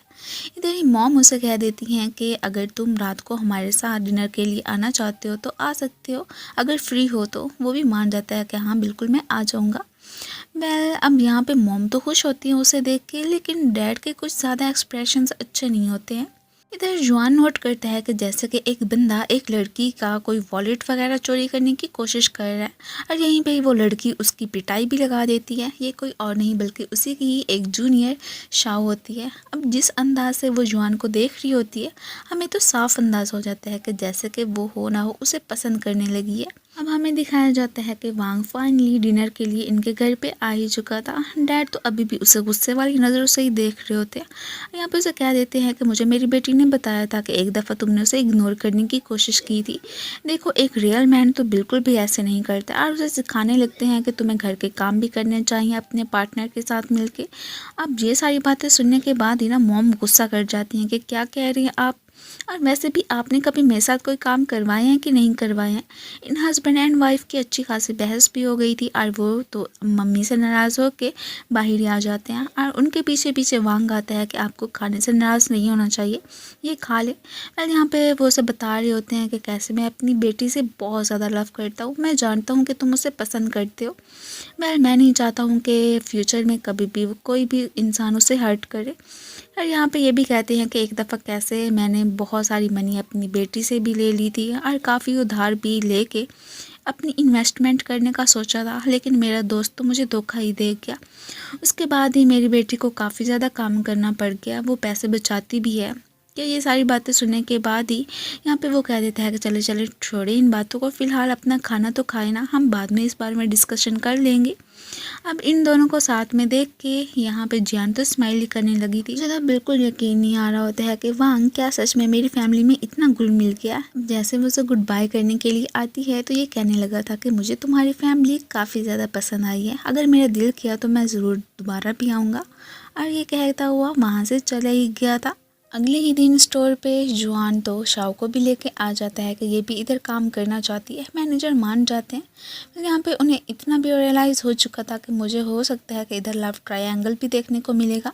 शाओ जुआन को पसंद करती है जबकि जुआन जिया को पसंद करता है। माइकल बुरे से फेसेस बना के जैसे ही कंपनी में आता है तो सारे पूछने लगते हैं कि आखिर को तुम्हें क्या हो गया। वो अब अपनी दुख भरी स्टोरी सुनाने लगा था कि देखो पहले जियान मुझे इग्नोर करती थी, लेकिन अब एले ने भी वो काम संभाल लिया। मैं जैसे उससे बात करने के लिए जाता हूँ वो अवॉइड करती हुई वहाँ से चली जाती है। इवन कि इतनी स्पीड से तो कभी जियान ने भी मुझे अवॉइड नहीं किया था जिस स्पीड से कि वो मुझे देख के भाग जाती है। यही कहने लगा था कि क्या आप लोग मेरी हेल्प करोगे कि वो मुझे इतना ज़्यादा हेट क्यों करने लगी है, इस बारे में बस जानना है। ये भी कह देते हैं कि ठीक है तुम ऐसे इमोशनल मत, तो हम ज़रूर तुम्हारी हेल्प करेंगे, बट हमें करना क्या होगा। वो कह देता है कि क्यों ना हम लोग एक ट्रिप का प्लान करते हैं। और वांग से कहने लगा था कि तुम जाके एली को कहो कि वो मेरे साथ ही आए। गर्ल्स उसी ट्रिप को लेकर ही बात कर रही होती हैं कि वहाँ पे तो सब कुछ फ्री होगा। ये सब कुछ सुनते हुए अब जियान भी मन में सोचने लगती है कि इसका मतलब है फिर मुझे भी वहाँ पे जाना ही चाहिए। तभी ऊपर से वांग की एंट्री होती है जो कि आते ही सबको कहने के साथ साथ एली से भी कहता है कि तुम्हें ज़रूर हमारे साथ ट्रिप पे चलना चाहिए। ये सब कुछ देखते हुए यहाँ पे जियान तो बहुत ज़्यादा जेलस फील कर रही होती है। अब जो फ्लर्टिंग स्किल्स इसे माइकल ने सिखाई थी बिल्कुल वैसा ही ट्राई कर रहा होता है। और ये सब कुछ देख देख के जियान को तो बहुत ही गुस्सा आ रहा था।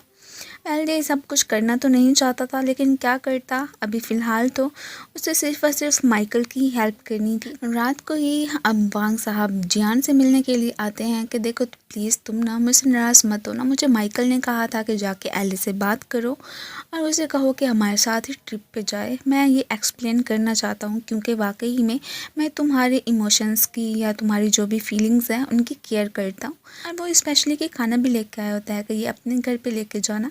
जिया तो खुशी खुशी उससे वो खाना ले लेती है। ये बेचारी अब बस दिन ब दिन उसके प्यार में पड़ती जा रही होती है, लेकिन कन्फेस कब करना है उसके बारे में से कुछ भी अंदाज़ा नहीं था।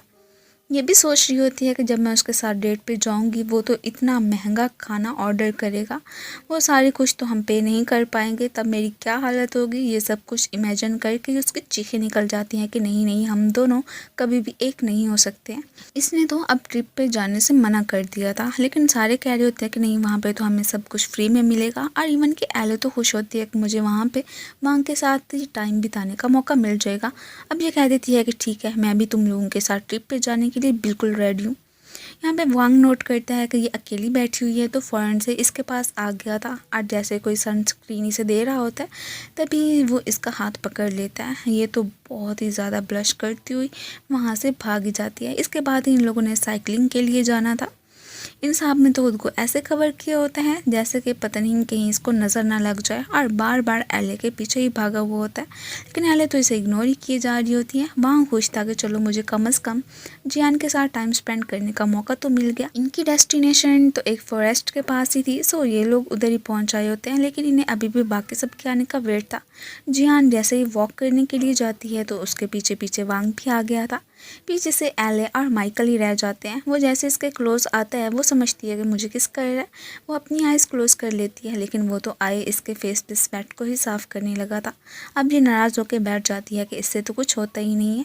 इधर दोबारा से अपनी लव की कन्फेशन इसके सामने करने लगा था, लेकिन वो मना कर देती है कि मैं तो तुम्हें बिल्कुल पसंद करती ही नहीं हूँ, सो ये सब कुछ मुझ पर ट्राई मत किया करो। और ये कहती हुई दोबारा से वहाँ से चली ही गई थी।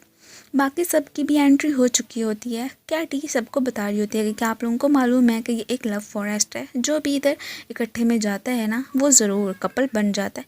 और ये सब कुछ सुन के एले को गुस्सा आ रहा होता है कि मैंने ऐसे ही खामा खामे जियान के साथ बांग को जाने कैसे दिया, उनके बीच भी तो कुछ हो सकता था ना। अचानक ही यू फैनी से पहले के नीचे गिरती जीशन उसे पकड़ लेता है और दोनों की हार्ट बीट ही फास्ट हो गई थी। इनके बीच भी अब एक लव स्टोरी ज़रूर स्टार्ट होगी। शाओ तो जैसे ही प्यार से जुआन को देख रही होती है तो वो कह देता है कि देखो, मैं किसी और को पसंद करता हूँ, मेरे दिल में तुम्हें लेके कोई भी फीलिंग्स नहीं है, इसलिए अभी से गिव अप कर दो। वो गुस्सा करने के लिए जिया पे आ जाती है कि क्या तुम मुझे अभी अभी बताओ कि जुआन को पसंद करती हो कि नहीं करती हो। वो बहुत सोचने समझने के बाद ही कह देती है कि आई डोंट लाइक हिम। ये सुनते ही ये बेचारा बहुत ही अफसरदा हो गया था। उसके बाद ही सीधा शाओ अकेले में जिया से बात करने के लिए आती है कि तुम अपने वर्ड्स पे कायम रहना, ये ना हो कि फिर फ्यूचर में उसके प्यार में ही पड़ जाओ, और मैं ऐसा बिल्कुल बर्दाश्त नहीं करूँगी। ये बार बार कह रहा होता है कि जाओ जाओ एले से बात करो, उसकी जो भी पसंद नापसंद है उसके बारे में पूछो। अब जैसे ही ये एले से बात करने के लिए आता है माइकल के कहने पे, और ये देख के जियान को तो बहुत ही ज़्यादा जेलिसी हो रही होती है। अब जैसे ही वांग इसके पास आके बैठ तो उसे इग्नोर करती हुई जाने लगी थी। मुझसे पूछने लगता है कि क्या तुम जेलिस फील कर रही हो कि मैं एले से बात करने के लिए गया था। ये कह देती है कि बिल्कुल भी नहीं, और वैसे भी मैं तो तुम्हें पसंद नहीं करती हूँ, तो जेलिस क्यों फील करूँगी। और ये कहती हुई वहाँ से चली जाती है। लेकिन रात को बैठ के अपनी बेस्टी से बात कर रही होती है कि मैंने अब बहुत ज़्यादा सोचा है, लेकिन फिर भी वांग को लेके मेरे दिल में अब जो भी फीलिंग्स हैं मैं उन पर कंट्रोल नहीं कर पा रही हूँ, क्या करूँ। वो कह रही होती है कि देखो, अब हर इंसान की लाइफ डिफरेंट होती है, वो अगर पैसे उड़ाता है तो तुम बचाती हो, तो आप लोग फ्यूचर में कॉम्प्रोमाइज़ कर लेना, अभी जो तुम्हारा दिल कर रहा है ना बस वही करो। अब इधर दोबारा से ही जू फैन की टक्कर चैंची से हो गई थी। अब इसे खुद समझ नहीं आ रही होती है कि जैसे ही वो मेरे क्लोज आती है तब मेरे आसपास म्यूज़िक क्यों बजना स्टार्ट हो जाता है। अब वांग को इम्प्रेस करने के लिए ये कोई सेक्सी सा ड्रेस पहन के आई होती है। वो बेचारा तो बस माइकल के कहने पे ही इसे इसी फॉरेस्ट में लेके आया था, लेकिन अभी तक खुद नहीं पहुंचा होता है, तो काफ़ी परेशान हो रहा होता है कि पता नहीं वो आखिर रह तो रह कहाँ पे गया। अब वांग के कहने पे वो अपने साथ ही इधर जियान को भी लेके आया था, और दोनों जंगल के बीचों बीच खो जाते। ऊपर से जंगली जानवरों की भी आवाज़ें आना स्टार्ट हो गई थी। ये काफ़ी ज़्यादा परेशान हो जाते हैं कि ओह नो, अब यहाँ पे हम क्या करेंगे। ऊपर से फ़ोन पे सिग्नल भी नहीं आ रहे थे। चाओ फिर से जैसे ही नोट करती है कि इसके हाथ पे चोट लगी है, वो काफ़ी फ़िक्रमंद हो गई थी, और उसे उसके लिए फ़िक्रमंद देख के जिया को थोड़ी बहुत जेलसी हो रही होती है। वो फिर बाद में इसे मेडिसिन भी देने के लिए आ गई थी, और ये सब कुछ देख के यहाँ पे जुआन तो इसी पे खुश हो जाता है कि इसका मतलब है कि वाकई में ये मेरी केयर करती है। एले तो दिन ही दिन में इमेजिन कर रही होती है कि हो सकता है कि यहाँ पे वांग के दिल में मुझे लेके फीलिंग्स डेवलप हो जाए, हमारे दिल मिल जाए। और उसे दिन में इतना खोया खोया सा देख के यहाँ पे वांग हैरान हो रहा होता है कि ये आखिर को क्या सोच रही है। अगर हमें माइकल और जियान को दिखाया जाए तो उनका तो बहुत ही बुरा हाल होता है। उन जंगली जानवरों से बच के भागते भागते उन्हें काफ़ी ज़्यादा चोट भी लग गई थी और फाइनली वो अपनी डेस्टिनेशन पे पहुंच आए होते हैं। अब जैसे ही वांग नोट करता है कि जियान के पाँव पे चोट लगी, वो तो फ़ौरन से उसे उठा के वहाँ से चलता बनता है। और ये सब कुछ देख के एल को तो और ज़्यादा गुस्सा आ रहा होता है कि जो मैंने इमेजिन किया था वैसा तो बिल्कुल हुआ ही नहीं। अब जिया के लिए ही इसने कुकिंग करना भी स्टार्ट कर दी थी, लेकिन वो तो जुआन के बस का बिल्कुल काम नहीं होता। इससे बात करने के लिए आई बैठी होती है। ये उसे कहने लगा था कि मुझे तुम्हारे ड्रीम का पता चल गया था कि तुम अपने लिए एक बेकरी ओपन करना चाहती हो ना, और मैं तुम्हारे लिए तुम्हारा वो वाला ड्रीम ज़रूर पूरा करूँगा। और ये सब कुछ सुन के जिया को तो काफ़ी अच्छा लगता है कि ठीक है, अगर तुम मेरी खातिर वो वाला ड्रीम पूरा करना चाहते हो तो कर सकते हो। ये वाली इजाज़त तो उसने जुआन को दे दी थी। उसके दिल में तो लड्डू ही फूट रहे होते हैं। जिया को अपनी क्लोज आते देख के युआन समझते हैं कि शायद मुझे किस करने लग गया, अपनी आइज़ क्लोज कर लेते हैं। पहले वो तो यही पूछ रही थी कि क्या तुम सुबह सुबह ड्रिंक करके आए हो, तो ये कह देते हैं कि हाँ बस थोड़ी सी ही। काफ़ी एम्बेरस भी होकर रह गया था। यही अगर हमें एले को दिखाया जाए तो वो अपनी आइज़ खोल के ही सो रही होती है और ये सब कुछ उसकी कॉलीग्स देख के यहाँ पे गॉसिप्स करना स्टार्ट कर देती हैं कि ये कैसी लड़की है, भला आंखें खोल के कौन सोता है। तभी इसको डिफेंड करने के लिए ऊपर से यहाँ पे माइकल की एंट्री हो जाती है। वो इसके फेवर में बोल रहा था। ये सब कुछ सुन के एले को तो बहुत ज़्यादा अच्छा लगता है। वो तो कम्प्लीटली इसके प्यार में अब पड़ ही चुकी होती है। इधर ये जैसे ही दोनों शॉपिंग करने के लिए आते हैं तो जियान इसे बताना चाहती थी कि मैं भी तुमसे लव करती हूँ। इससे पहले कि कोई भी बात करती तभी ऊपर से एलेक की एंट्री होती है, जो कि कह रही थी कि मैं गाड़ी को स्विच करना चाहती हूँ। जियान माइकल के साथ जाएगी, मैं वांग के साथ। और तभी ऊपर से माइकल की भी एंट्री हो जाती है। फिर से उसको देख के इसकी हार्ट बीट फास्ट हो गई थी। ऐसे इग्नोर करती हुई जाने ही लगी थी कि वो उसका हाथ पकड़ लेता है। इसी बीच ही दोनों ही एक दूसरे के ऊपर ही गिरे थे। वो इसे साइड पे करती हुई फौरन से वहाँ से भाग जाती है और इवन के सारे लोग समझते हैं कि ये परवर्ट है और किसी लड़की को छेड़ रहा था। स्टोर का स्टाफ आके ही माइकल की कुट लगा देता है और नेक्स्ट सीन में हमें उसे पुलिस स्टेशन में ही बैठे हुए दिखाया जाता है। वांग ने उसकी बेल करवा दी थी, पर उसकी तो बहुत ही बुरी हालत होती है। अब यहाँ से वापसी पे वो इससे पूछते हैं कि तुम जो अभी मुझे स्टोर में कुछ बताने जा रही थी वो क्या था। ये कहती है कि कुछ नहीं, वो फिर बाद में मैं तुम्हें सरप्राइज़ दूंगी। अब माइकल के जाते ही डैड की एंट्री होती है कि तुम उसे कौन सा सरप्राइज़ देने की बात कर रही थी, मुझसे शेयर करना चाहती हो तो कर सकती हो। वेल ये तो आगे से बहाना बना के फ़ौरन से घर में आ जाती है कि मुझे काफ़ी ज़्यादा भूख लगी है, तो प्लीज़ आप डिनर का अरेंज कर दे। अगली मॉर्निंग जैसे ही जिया से मिलती है तो उसे कहने लगी थी कि क्या तुम मेरे लिए कोई सरप्राइज़ प्लान कर सकती हो। मैंने अब फाइनली वांग से अपनी फीलिंग्स कन्फेस करने का सोच लिया है। वो कहती है कि क्या वाकई में, और यहाँ पे अपनी बेस्टी की खुशी में खुश भी हो रही होती है। अब से तो उसी ने ही वांग को चेज़ करना स्टार्ट कर दिया था। ऑफिस में उसके लिए उसका फेवरेट मिल्क लेके आती है और ये सब कुछ देखते हुए वांग को तो बहुत ही अच्छा लगता है। नेक्स्ट ही अब हमें बेगर सी हालत में माइकल को दिखाया जाता है। हर मंथ के एंड पे उसकी हालत कुछ ऐसी सी ही हो जाती है। अब यहीं पे उसकी नज़र एले पे भी पड़ गई थी। उससे छुपने की कोशिश करने लगा था कि वो मुझे पहचाने ना, और वाकई में वो उसे देख के इग्नोर भी कर देती है। पहचाना ही नहीं था। आज तो उसके बिल के पैसे भी इसने पे कर दिए थे। अब बाद में जैसे एले को पता चलता है कि उसकी पेमेंट किसी ने कर दी है, वो खुश हो रही होती है कि क्या सच में अभी भी लोग मुझसे बहुत ज़्यादा लव करते हैं कि मुझे देखते ही किसी ने मेरा बिल भी पे कर दिया। इधर ही वांग आज फिर से इनके साथ डिनर करने के लिए आया होता है और यहाँ पे जिस तरह से वो इसकी केयर कर रही होती है, इसे मीठी मीठी बातें कर रही होती है, ये सब कुछ देख के डैड को तो अंदाज़ा हो गया था कि हो ना हो अब वाकई में मेरी बेटी भी इसे पसंद करने लगी है। अगले ही दिन कंपनी में एले साहिबा पहुंची होती है इसे प्रपोज करने कि क्या तुम मुझसे शादी करोगे। तभी ऊपर से जान भी आ गई थी कि ये क्या कह रही हो तुम, तुम्हें पता नहीं है कि वांग तुम्हें पसंद नहीं करता। और यहाँ पे वांग ने भी उसे रिजेक्ट कर दिया था कि मेरे दिल में तुम्हें लेकर कोई फीलिंग्स नहीं है, और वैसे भी मनी से बेहतर तो मैं सबसे ज़्यादा इम्पोर्टेंस लव को ही देता हूँ। और ये सब कुछ कहते हुए वो तो जियान की तरफ ही देखने लगा था। रिजेक्ट होने पे भी ये काफ़ी काम होती है। यहाँ पे इसे इतना तो अंदाज़ा हो गया था कि इसका मतलब है कि वाकई में मैं वांग को पसंद नहीं करती थी, बल्कि उसकी मनी से ही मुझे प्यार था। अब उसने मुझे रिजेक्ट कर दिया तो इसने मुझे कोई भी बुरा नहीं लग रहा है। और यहाँ पे कहने लगी थी कि आज मैंने तुम्हें कोई सरप्राइज़ देना है, तो जो प्लेस बता रही हूँ वहाँ पे पहुँच जाना। ये भी कह देता है कि ठीक है मैं पहुँच जाऊँगा। अब डैड कहते हैं कि अगर तुम जिया की प्लेस पे जा रही हो तो मैं भी तुम्हारे साथ चलता हूँ, और वैसे भी वहाँ पे तो केक वगैरह ही सीखना है ना। ये मना कर देती है कि नहीं नहीं डैड, आपको आने की ज़रूरत नहीं है, मैं खुद ही चली जाऊँगी। अब यहाँ पे इन लोगों ने मिल के आज इसी बेकरी पे ही वांग को प्रपोज़ करने के लिए सरप्राइज़ प्लान कर लिया था।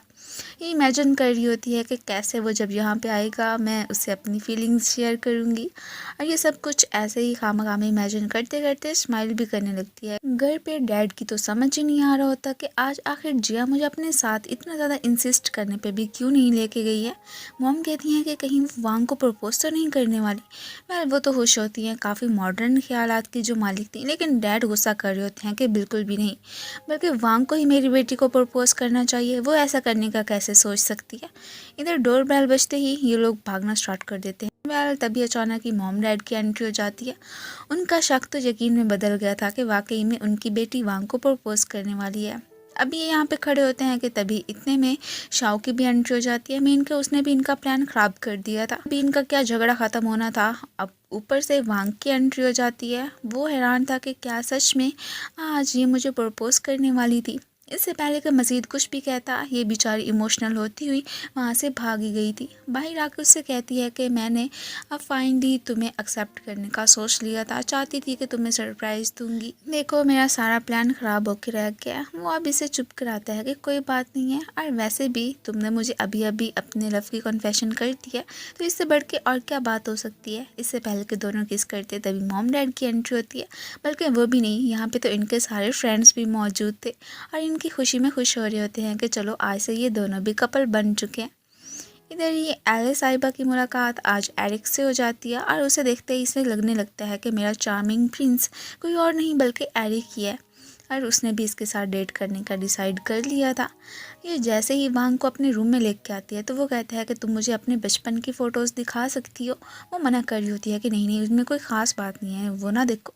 इसी बीच दोनों क्लोज आने ही लगते हैं कि तभी ऊपर से डैड आ जाते हैं कि तुम मेरी बेटी की बचपन की फ़ोटोज़ देखना चाहते हो ना, तो मैं दिखाता हूँ, मुझसे पूछते, उससे क्यों पूछ रहे थे। यहाँ पे ये सब कुछ सुनते हुए वांग भी स्माइल करने लगा था। अब कंपनी जाते हुए अचानक ही एले की नज़र माइकल पे पड़ती है, जो कि एक पुअर सी लेडी से कुछ सब्जियां वगैरह ख़रीद रहा होता है। मीन के वो काफ़ी काइंड हार्टेड भी है, बस ऊपर ऊपर से ऐसे ही शोशाप बनाने वाला है, लेकिन नहीं, मन का काफ़ी अच्छा और सच्चा है। अब उसके हाथ में गोभी का फूल देख के भी इसे ऐसे इमेजिन करने लगती है कि जैसे कि वो इसे कोई फ्लावर बुके दे रहा है। अब तो खुद पे ही इसे गुस्सा आने लगा था कि ये मैं ऐसे ही खामखा में क्या सोचती जा रही हूँ, और बस फिर इसे इग्नोर करती हुई वहाँ से चली जाती है। आज ये फैमिली जब मिलकर खाना खा रही होती है तो यहाँ पे वांग डैड को पूरा यकीन दिलाता है कि आप अपनी बेटी को लेके टेंशन मत लेना, मैं हर लिहाज से इसका ख्याल रखूँगा। अब कोई गिफ्ट खरीद रहा होता है जियान के लिए, अचानक ही हमें एक स्ट्रेंजर को दिखाया जाता है जो कि चुपके चुपके से इसकी फ़ोटोज़ क्लिक कर रहा था। ये पर्सन किसी और का हायर किया हुआ नहीं बल्कि वांग के डैड का होता है, जो कि अभी सिटी की सबसे बड़ी कंपनी के प्रेसिडेंट होते हैं। वाकई में उसके डैड मरे नहीं हैं, बल्कि उसने जियान को झूठ बोला था, और वो एक रिच फैमिली से ही बिलोंग करता है। यहाँ पे डैड ने तो चोरी चोरी अपने बेटे पे नज़र रखी हुई होती है। डैड तो काफ़ी गुस्से में भी दिखाई दे रहे होते हैं कि अपनी इतनी बड़ी कंपनी को छोड़ के वो छोटी मोटी सी कंपनी में कैसे जॉब कर सकता है। अब क्या ही कह सकते थे, उनका बेटा उनसे बात नहीं करता था, और ये चाहते थे कि बस हर हाल में मेरी अपने बेटे से सुलह हो जाए, लेकिन ऐसा होना तो उन्हें इम्पॉसिबल ही लग रहा था। ये जैसे गिफ्ट लेके जियान के पास पहुंचता है वो काफ़ी खुश हो जाती है। दोनों दिन ब दिन क्लोज ही आते जा रहे होते हैं। इससे पहले कि वो इसे किस करता वो रोक देती है कि क्या तुम्हें पता नहीं है कि डैड ने बहुत सारे रूल्स बनाए हैं जिसमें कि टच करना, इवन के हक करना भी अलाउ नहीं है जब तक कि हम दोनों शादी नहीं कर लेते हैं। ये सब कुछ देख के अब ये भी कहता है कि चलो कोई बात नहीं, अगर यही तुम्हारे डैड का डिसीजन है तो मैं भी हर हाल में एक्सेप्ट करने के लिए तैयार हूँ, और वैसे भी तुम्हारी फैमिली मेरी फैमिली है, वो तो मुझे काफ़ी क्यूट लगती है। ये सब कुछ सुन के जियान भी खुश हो जाती है कि चलो इसने मेरी फैमिली को तो एक्सेप्ट कर लिया। एले अब एरिक को डेट कर रही थी, इसके बारे में उसने सभी को ही बता दिया होता है, और वो भी सरप्राइज़ होते हैं कि क्या सच में इसे भी अपना लाइफ पार्टनर मिल गया।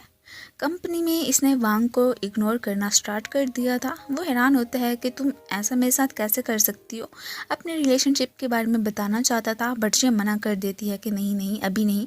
घर पे वो इससे नाराज़ होता है कि इसमें क्या बड़ी बात है, अगर हम दोनों एक दूसरे से लव करते हैं तो सबको भी तो बता देना चाहिए ना। ये कहती है कि नहीं, इस तरह से नज़र लग सकती है और ख़ुसूसी के अब कंपनी में जो भी स्टाफ वगैरह है वो हमें लेके गॉसिप्स करेगा, हमारा रिलेशनशिप भी ख़राब होके रह सकता है, सो प्लीज़ मान जाओ ना। वो भी कह देता है कि ठीक है, अगर तुम अभी हमारे रिलेशनशिप को एक्सपोज नहीं करना चाहती हो तो मैं भी सीक्रेट ही रखूँगा। जुआन ने जहाँ पे योगा क्लासेस ज्वाइन की हुई थी एज अ टेम्परेरी टीचर, उधर काम करने के लिए जिया की भी एंट्री हो जाती है। वो उसे देख के सरप्राइज़, वो जैसे ही थोड़ा बहुत काम करने के बाद थक के सो जाती है तो ये इसके क्लोज आके उसे देखने ही लगा था। अब इससे पहले कि वो इसे अपने इतने क्लोज देखती, फ़ौरन से ही अपने फेस पे थप्पड़ मार देता है। ये दोनों कपल भी चोरी चोरी ही ऑफिस में मिला करते हैं और आज अचानक ही चैंची की नज़र इन पे पड़ गई थी। उसके सामने तो ये ज़ोर का थप्पड़ वांग को मार देती है। माइकल अपनी किसी क्लाइंट से मिलने के लिए आया था। अचानक ही उसकी नज़र पड़ती है कि एले का बॉयफ्रेंड तो इधर किसी और लड़की के साथ है, मीन कि वो उसे चीट करने की कोशिश कर रहा है। अगले दिन कंपनी में आते ही एले को इस बारे में बता देता है कि तुम्हें अब एरिक से दूर रहना चाहिए। तुम पता नहीं है कि वो कितना खड़ूस बंदा है, एविडेंस भी साथ लेके आया होता है, लेकिन फिर भी वो इसकी बात पर विश्वास नहीं करती है कि हो सकता है कि वो किसी अपने इम्पोर्टेंट क्लाइंट से मिलने के लिए गया होगा, वरना कि ऐसी बात भी क्या होनी।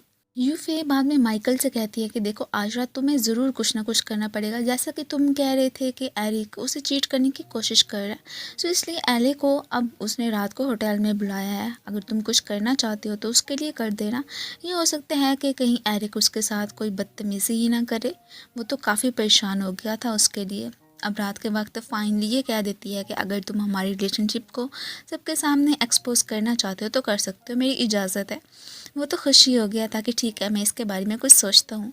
अगले दिन एक रेस्टोरेंट में जैसे ही खाना खाने के लिए आए होते हैं, इधर इन्होंने चैंची को हायर कर दिया था कि हमारी फ़ोटोज़ क्लिक करने के बाद ही जो हमारा एक ग्रुप बना हुआ है उसमें सेंड कर देना, सारी कंपनी में ये खबर फैला दो कि हम दोनों रिलेशनशिप में आ चुके हैं। में जुआन और साथ ही साथ जिया को दिखाया जाता है, वो उसे अपनी फेवरेट प्लेस पे ही लेके आ गई थी और ये भी कह रही होती है कि कैसे मैं अपने मॉम डैड को भी मिस किया करती हूँ, अब कभी भी वो मुझसे मिलने के लिए आते ही नहीं है। ये कहते कहते काफ़ी सैड हो जाती है। वो कहता है कि तुम टेंशन मत लो, मैं एक फैमिली बनकर हमेशा तुम्हारा ख्याल रखूँगा। उसके फेस पे आए आंसुओं को भी साफ़ करने लगा था। अब उसके दिल में भी वाकई में जुआन को लेके फीलिंग्स डेवलप होना स्टार्ट हो चुकी थी।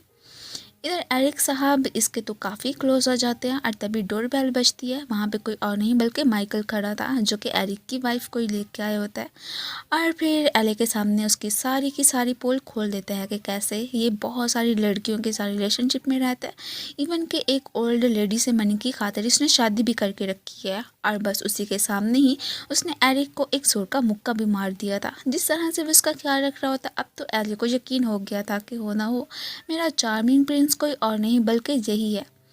मैं वो फिर उसे वहाँ से लेता हुआ जाने ही लगा था। अब फिर हमें डैड को ही दिखाया जाता। उन्हें जब से पता चला था कि उनका बेटा तो एक पुअर सी लड़की जिसका नाम कि जियान है उससे डेट कर रहा है, अब तो वो फिर बहुत ही भड़के हुए लग रहे होते हैं कि मैं कभी भी इजाज़त नहीं दूंगा कि ये लड़की हमारी फैमिली में एंटर हो। अब चूँकि कंपनी में ये खबर आग की तरह फैल गई थी कि मिस्टर वांग और साथ ही साथ जियान एक दूसरे से रिलेशनशिप में है, वो सारे इसे बेस्ट विशेस दे रहे होते हैं और इवन के अब एलेक्स भी जेलस फील नहीं कर रही होती है। अब माइकल ने कल इसकी कितनी ज़्यादा हेल्प की थी, सो इसलिए उसे थैंक यू बोलने के लिए आ गई थी। वो समझ रही थी कि शायद ये एरिक से जेलस फील कर रहा था तभी मेरी हेल्प करने के लिए आया था, लेकिन वो कह देता है कि नहीं, ऐसी तो कोई बात नहीं है, मैं भले उससे क्यों जेलस फील करूँगा, वो तो तुम मुझे इग्नोर कर रही थी तो बस इसलिए ही तुम्हारी अटेंशन पाने के लिए ही मैंने किया था। यहाँ पे थैंक यू के तौर पे जैसे वो उसे किस करती है तो ये एकदम शॉक्ड रह गया था कि क्या। रात के वक्त ही ये जैसे उसे घर ड्रॉप करने के लिए जाने लगता है तो वो कह देता है कि क्या हम दोनों अब किस कर सकते हैं, वैसे भी डैड तो इधर है नहीं। वो कह देती है कि नो नो नो, ये तो डैड के रूल्स में से था कि पार्टी भी कभी भी पार्टी ए को किस कर नहीं सकती। एंड देन स्माइल करती हुई फ़ौरन से ही उसे किस भी कर लेती है और फिर ये कहने लगी थी कि ठीक है, माना पार्टी बी ए को किस नहीं कर सकती है, लेकिन पार्टी ए तो ये काम कर सकती है ना। ये सब सुन के वांग तो स्माइल करने लगा था और फिर वो इससे पहले कि वहाँ से जाती तभी ही वांग के डैड की एंट्री होती है। वो इसे कोई बात करना तो चाहते थे लेकिन वांग ने आके उन्हें मना कर दिया था। अब इसके सामने शो नहीं करवाता है कि ये मेरे डैड हैं। उन्हें साइड पे लेके जाके यही कहने लगा था कि अब आपको मेरी लाइफ में इंटरफेयर करने की ज़रूरत नहीं है, और वैसे भी मैंने आपसे अपने सारे ताल्लुकात ख़त्म कर लिए हैं, तो अब मुझसे भला बात करने का क्या तुक बनता है। और वैसे भी जियान की फैमिली को और उसके साथ अगर कभी मैंने सुना कि आपने कुछ गलत किया है तो मुझसे बुरा कोई नहीं होगा। और ये वार्न करता हुआ वो तो वहाँ से चला ही गया था। अब हमें ये भी दिखाया जाता है कि डैड के अंडर चंची भी काम करता है, मतलब कि उन्होंने इसे ही हायर किया हुआ था कि वांग पे नज़र रख के वो कहाँ पे काम करता है या किससे मिलने के लिए जाता है। माइकल को इम्प्रेस करने का और उसे अपने प्यार में पड़ जाने के लिए इसने तो अपना फुल प्लान बना लिया था कि ये चाहे मुझे जितना इग्नोर कर ले, मैं तो हर हाल में अपने इस मिशन में सक्सेसफुल होकर रहूँगी। आज इन लोगों ने कोई स्टॉल्स वगैरह लगाए हुए थे और इनकी बेकरी वाला काम तो बहुत अच्छे से चल रहा होता है। अब यहाँ पे तो जियान भी खुश हो रही होती है कि चलो फाइनली इसे जुआन जैसा एक ऐसा लाइफ पार्टनर मिला है कि जो काफ़ी ज़्यादा चेयरिंग भी है, और इवन कि इसने अपनी पर्सनैलिटी तक इसकी खातिर चेंज कर दिया। मीन के पहले काफ़ी इंट्रोवर्ट हुआ करता था, लेकिन अब इसकी खातिर जो भी काम होता है वो भी कर दिया करता है। तभी ऊपर से वांग की एंट्री होती है। ये दोनों जैसे एक दूसरे का ख्याल रख रहे होते हैं, ये सब कुछ देख के मोम डैड भी खुश हो जाते हैं। शाओ की भी यहाँ पे एंट्री हो चुकी थी, वो भी फाइनली अब जिया की फ्रेंड बन चुकी होती है। उसे कोई एतराज़ नहीं था कि अगर ये दोनों कपल बनते हैं तो बनने दें, और वैसे भी जुआन तो मुझसे लव करता ही नहीं है, तो इससे बेहतर यही है कि मैं उस पर गिव अप कर दूँ। रात को जैसे ही वांग इसे घर ड्रॉप करने के लिए जाने लगता है तो ये भी कहने लगा था कि कल फुल रेडी होके आ जाना, हम दोनों डेट पे जाएंगे। वो भी मान जाती है कि ठीक है, और काफ़ी खुश भी लग रही थी क्योंकि ये उनकी फ़र्स्ट डेटिंग थी। अब आज के दिन तो एक फुल रेस्टोरेंट इसने बुक करवा लिया होता है। अब जैसे इस बारे में जियान को पता चलता है वो तो एकदम शॉक्ड ही रह गई थी कि क्या, आज की डेट तो इनकी बहुत ही अच्छी गई थी। तभी फिर वो वहाँ से चला ही गया था। यहीं पे ही चैंची को दिखाया जाता है जो कि कहता है कि तुमसे ना एक पर्सन मिलना चाहते हैं तो मेरे साथ चलो। अब वो उसे वांग के डैड के साथ मिलवाने के लिए आ गया था। वो हैरान होती है कि ये तो वही पर्सन है कि जो कि उस दिन स्ट्रेंजर बन के मुझसे मिला था। और वैसे भी वांग ने मुझे कहा था कि उनके डैड की डेथ हो चुकी है, तो ये कौन है। वेल यहाँ पे मिस्टर वांग यही कह रहे होते हैं कि देखो, वांग ने शायद तुमसे झूठ ही कहा होगा, मेरी डेथ नहीं हुई है, मैं तो ज़िंदा हूँ। वो मुझसे नाराज़ है, शायद इसलिए कोई बात उसने कह दी होगी। अब यहाँ पे इनके बीच जो भी बातें हुई हैं उसके बारे में हमें नहीं बताया गया। रात को जैसे ही ये घर पहुँचती है तो अपने मॉम डैड को बताने लगी थी कि कैसे मैं वांग के डैड से मिली थी। वो तो एक बहुत ही बड़ी रिच फैमिली से बिलोंग करता है। और पता है उन्होंने मुझे क्या कहा था, उन्होंने कहा था कि मुझसे पैसे ले लो और मेरे बेटे को छोड़ दो। मैं नहीं मानी थी। फिर उन्होंने मेरे सामने एक शर्त रखी थी कि अगर तुमने मेरी और मेरे बेटे के दरमियान सुलह करवा दी तो मुझे कोई एतराज़ नहीं होगा कि तुम हमारी फैमिली का मेंबर बनो।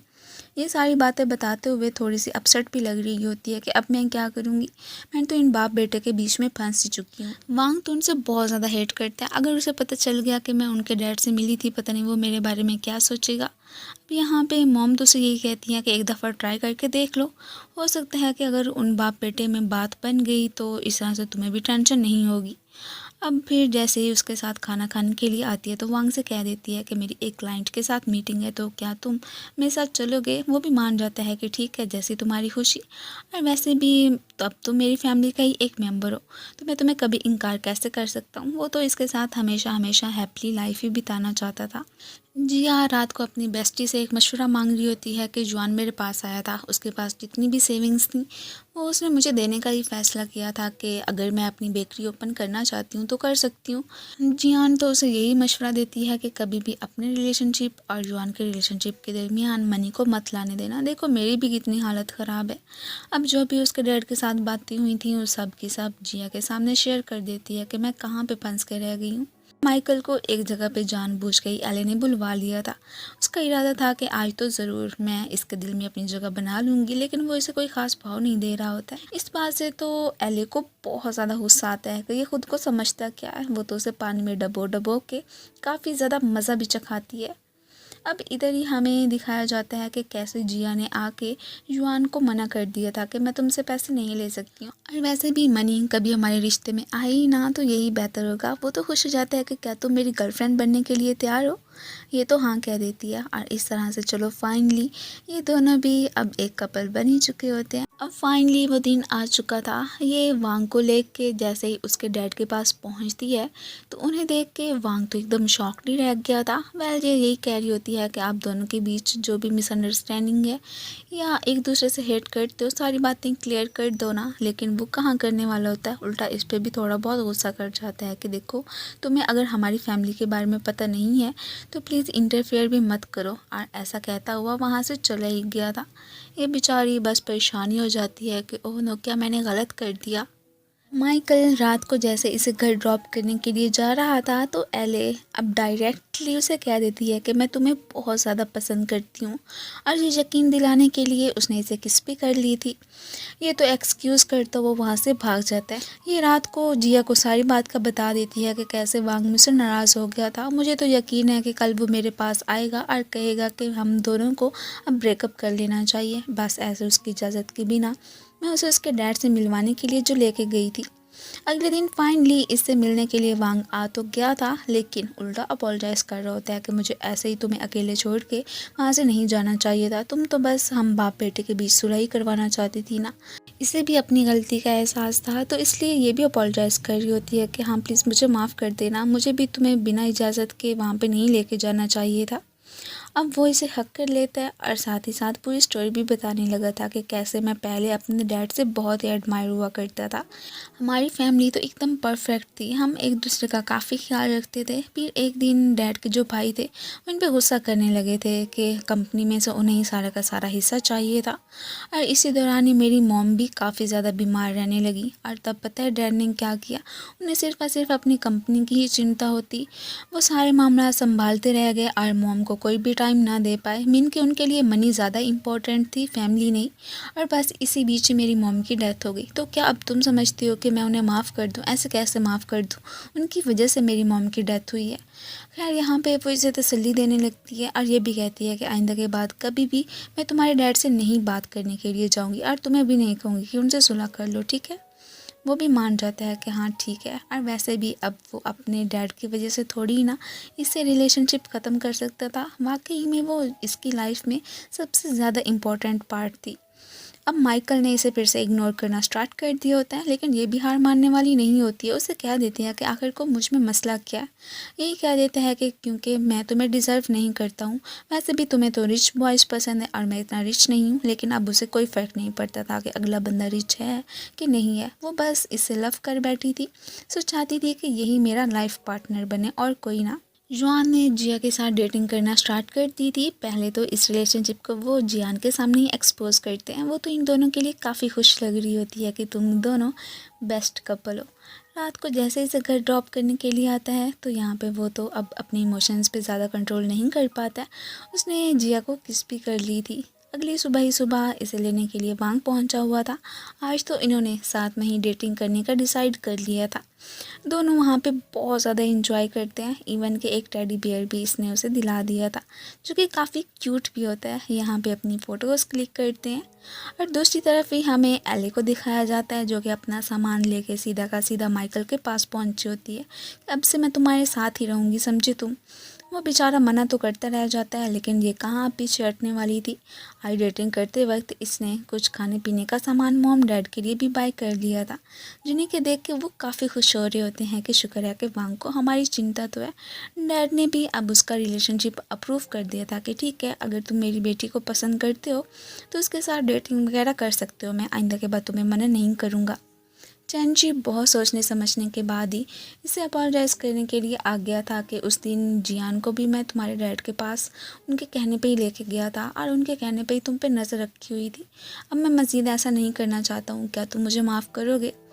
खैर यहाँ पे वांग भी उसे माफ़ कर देता है कि ठीक है पहले तो तुमने गलती कर दी थी लेकिन नेक्स्ट टाइम ऐसा मत करना। वो तो बहुत ज़्यादा ही खुश हो गया था कि चलो हमारी फ्रेंडशिप तो कायम है। अगले ही दिन डैड इसकी कंपनी में भी आ गए थे। मीन के वन के साथ कोई कोऑपरेशन कर रहे होते हैं और उनका यही इरादा होता है कि सिर्फ और सिर्फ उनके साथ वांग ही काम करेगा।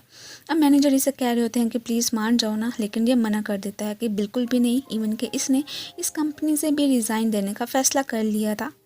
आज इन दोनों को किसिंग करते हुए ग्रैंडमा ने देख लिया होता है। अब जैसे ही वो जिया को वोमिटिंग करते हुए देखती हैं तो बहुत ज़्यादा ही नाराज़ हो गई थी जुआन पे। इवन कि उसकी पिटाई लगाना भी स्टार्ट कर देती हैं कि ठीक है, मैंने माना था कि तुम दोनों डेट करो, लेकिन इस हद तक चले जाओ ये नहीं कहा था। तभी जिया के कहती है कि ग्रैंडमा, आपको गलतफहमी हो गई है, मैं टूथब्रश कर रही थी तो वो पेस्ट मेरे हलक तक चला गया था, तभी ऐसा हुआ। अब ग्रैंडमा को अपनी गलती का एहसास होता है और वो जुआन से अपोलोजाइज भी कर लेती हैं। वांग आज सारा दिन गायब रहा था। अब जैसे ही अपने घर पे पहुंचता है तो सामने से ही इसके आने का वेट जियान कर रही होती है। इसने उससे पूछे बिना ही कंपनी से रिज़ाइन करने का सोच लिया था कि वहाँ पे अब मेरे डैड इंटरफेयर कर रहे हैं। ये कह देती है कि नेक्स्ट कल को अगर किसी और कंपनी में जाओगे वहाँ पे भी डैड आएंगे तो क्या तुम उस कंपनी से भी रिज़ाइन कर दोगे? ऐसे तो काम नहीं चलेगा। वैसे भी एक कपल के बीच ये होता है कि तुम्हें जो भी डिसीजन लेना है मुझसे तो डिस्कस करो, हम मिलकर ही कुछ ऐसा करेंगे, लेकिन ना शायद कि तुम मुझे अपनी फैमिली समझते ही नहीं हो। और उस पर गुस्सा करते हुए वहाँ से चली ही गई थी कि तुम्हें मेरी कोई भी फिक्र नहीं है। अभी फ़िलहाल तो इस बारे में उसने मॉम डैड को नहीं बताया था कि उसने अब वांग को छोड़ने का फ़ैसला कर लिया है कि ऐसे ही खामखा में वो परेशानी होते रहेंगे। इधर जैसे ही माइकल सुबह उठता है तो उसकी हड्डियाँ बहुत पेन कर रही होती हैं। इससे पूछ लेते हैं कि तुमने आखिर को मेरे साथ रात को क्या किया था? वो कह देती है कि कुछ भी नहीं, बस जब मैं बाहर निकली थी तो मैंने देखा था कि तुम बाहर सो रहे हो, तो बस ऐसे ही सीढ़ियों से ही तुम्हें फिर अपने घर तक ही लेके आ गई थी, तो इससे क्या बुराई है? वो बेचारा कहता है कि नहीं नहीं, तुम्हारा तो कोई कसूर नहीं है। दूसरी तरफ बॉस जियान की बहुत मिन्नतें कर रहे होते हैं कि प्लीज़ एक दफ़ा जाके प्रेसिडेंट वांग से बात तो करो कि वो हमारे साथ कोऑपरेशन कर लें, हो सकता है कि वो तुम्हारा कहा मान लेंगे, प्लीज़ प्लीज़। वो भी फिर मान जाती है। इधर हमें वांग को दिखाया जाता है जो कि जियान के मॉम डैड से मिलने के लिए आया था कि मैंने फाइनली जियान को प्रपोज़ करने का डिसाइड कर लिया, तो उसको सरप्राइज़ देने में आप ही मेरी हेल्प करेंगे।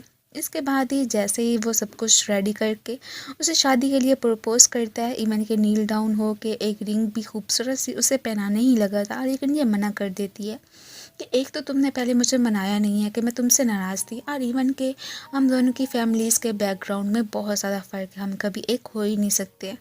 ये कहती हुई वो तो उससे नाराज़ होकर वहाँ से चली जाती है। इवन कि उसने इससे ब्रेकअप भी कर लिया था, उसके मनाने के बावजूद भी ये नहीं मानती है। घर पे आके थोड़ी सी इमोशनल भी हो गई थी। मॉम से कहती है कि मैं वाकई में वांग से बहुत ज़्यादा लव करती हूँ, लेकिन क्या करूँ, एक तो डैड हमारे बीच में आ गए हैं, ऊपर से हमारी वैल्यूज़ भी सेम नहीं है, इसलिए ब्रेकअप करना ही मैंने ज़्यादा मुनासिब समझा है। अब उसका जो भी फैसला था मॉम डैड भी उसे सपोर्ट करने को तैयार होते हैं कि ठीक है। वांग बैठा अपनी आर्जियान की फ़ोटोज़ को देख देख के इमोशनल ही हो रहा होता है कि आखिर को उसने मुझे छोड़ने का सोच भी कैसे लिया। अब फाइनली इन दोनों का भी कपल बन चुका था। माइकल तो काफ़ी खुश लग रहा होता है और पूरी कंपनी में ही उन्होंने ये बात फैला दी थी कि अब से हम दोनों रिलेशनशिप में आ चुके हैं। नेक्स्ट सीन में हमें दिखाया जाता है कि जियान के डैड वांग से मिलने के लिए आ चुके होते हैं। उससे कह रहे होते हैं कि तुम ज़्यादा टेंशन मत लो, एक तो मैं तुमसे नाराज़ नहीं हूँ कि तुमने शायद मेरी जियान का सही से ख्याल नहीं रखा है कि उसने तुमसे ब्रेकअप कर लिया। वेल यहाँ पे मैं आज तुम्हारे डैड के बारे में ही बात करने के लिए आया हूँ। वैसे तुम्हें तो सिर्फ यही पता है ना कि उन्होंने तुम्हारी मॉम को इग्नोर किया। कभी तुमने ये जानने की कोशिश की है कि आखिर को उनके दिल में क्या था या क्या ऐसी मजबूरी थी कि जिसकी वजह से उन्हें ये करना पड़ा? वो तो तुमसे बहुत ज़्यादा लव भी करते होंगे, एक दफ़ा उनसे बात करके देखो तो सही। ये अब इस बारे में सोचने तो लगा था। इधर ये कंपनी के हवाले से बात करने के लिए जियान मिस्टर वांग के पास आ गई थी और उनसे ये भी कह रही होती है कि देखिए आपकी वजह से ही हमारी कंपनी से वांग ने रेजिग्नेशन लेटर दे दिया। आप अगर इस तरह से उसे तंग करते रहेंगे तो उसके दिल में कभी भी आपकी जगह नहीं बनेगी, सो इसलिए उसकी लाइफ में मज़ीद इंटरप्ट करना बंद कर दे। आपकी वजह से ही मैंने उसे ब्रेकअप भी कर लिया। खैर यहाँ पे डैड कहते हैं कि तुमने उसकी स्टोरी तो सुन ली होगी, अब उसे डिफेंड करने की ज़्यादा ज़रूरत नहीं है कि तुम्हें पता है कि वो तब वक्त मैंने कितनी मुश्किलों से गुजारा था। एक तो मेरे भाई ने हमारी कंपनी को बेचने का डिसाइड कर लिया था, ऊपर से वांग की मॉम काफ़ी ज़्यादा बीमार रहने लगी थी। उन्हें मैंने बहुत ही एक्सपेंसिव एक हॉस्पिटल में एडमिट करवाया ताकि वो ठीक हो जाए, और तभी अचानक ही मुझे एक क्लाइंट से मिलने के लिए जाना पड़ गया था। तभी तो मैं अपनी कंपनी अपने हाथों ले सकता था कि ताकि मैं अपने बेटे को, अपनी वाइफ को एक अच्छा फ्यूचर दे पाऊँ, लेकिन मुझे क्या पता था कि उनकी डेथ हो जाएगी। हाँ, मुझे बहुत ज़्यादा ही इसका पछतावा है कि मैं एंड टाइम पे उनकी फ्यूनरल में नहीं आ पाया था। इस गलती का मुझे एहसास है और शायद सारी ज़िंदगी रहेगा, लेकिन आखिर को मेरा बेटा ये बात समझने की कोशिश क्यों नहीं कर रहा है। मैं भी तो उसे बहुत ज़्यादा लव करता हूँ ना। अब ये सारी बातें सुनते ही इसे भी अंदाज़ा हो जाता है कि वाकई में प्रेसिडेंट वांग बिल्कुल सही है। उन्हें तो अब जियान की भी चिंता हो रही होती है कि बहुत देर रात हो गई, तुम अकेले मत जाना, मैं तुम्हारे साथ ही अपने असिस्टेंट को भेज देता हूँ। मीन कि वो काफ़ी ज़्यादा केयरिंग भी हैं। हाँ, उनसे एक गलती हो गई है जिसकी सज़ा के वो अभी तक भुगत रहे हैं। इधर फाइनली इसने जॉन के साथ मिलकर एक बेकरी ओपन कर ली थी जो कि बहुत अच्छी चल रही होती है और ये काफ़ी खुश भी होती है। लेकिन रात को ही तभी अचानक ही जिया की मॉम की एंट्री हो जाती है, जो कि इससे पैसे मांगने के लिए आ गई थी कि मैंने देखा है कि तुम्हारी बेकरी अच्छे से चल रही है, क्या तुम अपनी मॉम को कुछ पैसे दोगी। अब जो तुम्हारे स्टेप फादर है ना, वो तो काफ़ी ज़्यादा बीमार पड़ गए हैं, उनकी नौकरी भी ख़त्म हो गई है, मैं क्या करूँ, मेरी भी मजबूरी है। अब आखिर को वो माँ थी ना, तो इसलिए जिया को भी रहम आ जाता है। वो इन्हें पैसे देने के लिए तैयार हो गई थी। ग्रैंड माँ फ़ौरन से जॉन को बुला के लाती हैं कि प्लीज़ इसे मना करो कि अपनी मॉम को ऐसे पैसे ना दे। वो तो एक ग्रीडी वूमेन है, ऐसे ही खामखा में जिया को फ्यूचर में भी परेशान करती रहेगी। ये जैसे ही जिया से बात करता है तो वो इस पर गुस्सा करने लग जाती है कि मैंने जो फैसला कर लिया सो कर लिया, तुम्हें अब मज़ीद इंटरफेयर करने की ज़रूरत नहीं है। मेरी लाइफ है, मैं चाहे जो करती फिरूँ। ये भी थोड़ा सा नाराज़ होकर वहाँ से जाने ही लगता है। चैनची और माइकल जानबूझ के ही अब जियान के सामने कहने लगते हैं कि क्या तुम्हें पता है कि जो वांग है उसका एक्सीडेंट हुआ है, पता नहीं कहाँ कहाँ पे चोटें लगी हैं। ये सब कुछ सुन के जियान तो परेशान होकर उसे देखने के लिए जाने लगी थी। वो उसे कहता है कि हाँ, मेरा एक्सीडेंट तो हुआ था लेकिन मैं बिल्कुल ठीक हूँ। सामने वाले की हाँ थोड़ी हालत ख़राब हो गई थी। अभी भी जियान को उसकी फ़िक्र थी। ये खुश हो रहा होता है कि इसका मतलब वाकई में तुम्हारे दिल में भी मुझे लेके फीलिंग्स हैं। खैर वो तो बिना कोई जवाब दिए वहाँ से चली ही गई थी। नेक्स्ट हमें दिखाया जाता है कि जुआन जिया की मॉम से बात करने के लिए आ गया था, वो भी ग्रैंड माँ के साथ मिलके। उन्हें पैसे देते हैं कि आप ये वाले ना जिया को वापस कर देना, कि जैसे कि आपने उन्हें उससे उधार लिया था वही वापस कर लिया। हाँ, इस बारे में जिया को मत बताना, लेकिन मैं बस मेरी एक शर्त है कि मैं ये वैसे पैसे आपसे वापस नहीं लूँगा, कि आप डेली जिया को मैसेज करके बस उसका हाल चाल ही पूछती रहना। उसे ये तो पता होना कि मेरी मॉम को मेरी कितनी ज़्यादा फ़िक्र है। वो भी मान जाती हैं कि ठीक है, जैसा तुम कह रहे हो मैं बिल्कुल वैसा ही करूँगी। अब जुआन इतना ज़्यादा केयरिंग था, ग्रैंड माँ तो काफ़ी ज़्यादा खुश हो रही होती हैं कि मेरी पोती को बहुत ही अच्छा बॉयफ्रेंड मिला है। बाद में इसने जिया से भी जाके अपोलोजाइज़ कर ली थी कि मुझे तब तुमसे बात करनी ही नहीं चाहिए थी, मतलब कि तुम्हारी फैमिली के मामला जो भी हैं तुम हैंडल कर लेती। ये भी कहती है कि हाँ, मैंने भी तब तुमसे बहुत रूडली बात कर ली थी। खैर फाइनली इन दोनों का पैचअप हो ही चुका था। नेक्स्ट डे ही कंपनी में डैड से मिलने के लिए जियान के पेरेंट्स आए थे, जो कि कह रहे होते हैं कि हमें पता है कि आपकी वजह से ही जियान और वांग ने ब्रेकअप कर लिया है, लेकिन चलो हम उस बात को भी छोड़ते हैं। और वैसे भी मॉम डैड से भी गलतियां हो जाती हैं, जैसे कि उनके बच्चों से होती हैं। आपसे भी कोई हुई है तो अपने बेटे से जाके खुल के बात करें और उससे अपोलोजाइज़ कर लें। कभी कभी पेरेंट्स को भी थोड़ा सा अपना सर झुका लेना चाहिए, अपनी अना को सामने नहीं रखना चाहिए। देखिए, हम दोनों अच्छे पेरेंट्स हैं, क्योंकि कभी कभी हम भी अपनी बेटी का कहा मान लेते हैं। वो भी अब इस बारे में सोचने लगे थे कि हाँ, वैसे मुझे एक दफ़ा खुल के जाके अपने बेटे से बात कर ही लेनी चाहिए। सो नेक्स्ट सीन में दिखाया जाता है कि वो वांग से मिलने के लिए आ चुके होते हैं। वो तो अभी भी उनका अच्छे से ही ख्याल रख रहा था। अब उसके सामने यही कहने लगते हैं कि जब तुम्हारी मॉम की कंडीशन ख़राब थी तब मैं भी मजबूर था, तब मैंने अपनी वाइफ के लिए और तुम्हारे लिए फ्यूचर बनाने के लिए उस कंपनी को बचाने का फ़ैसला किया था।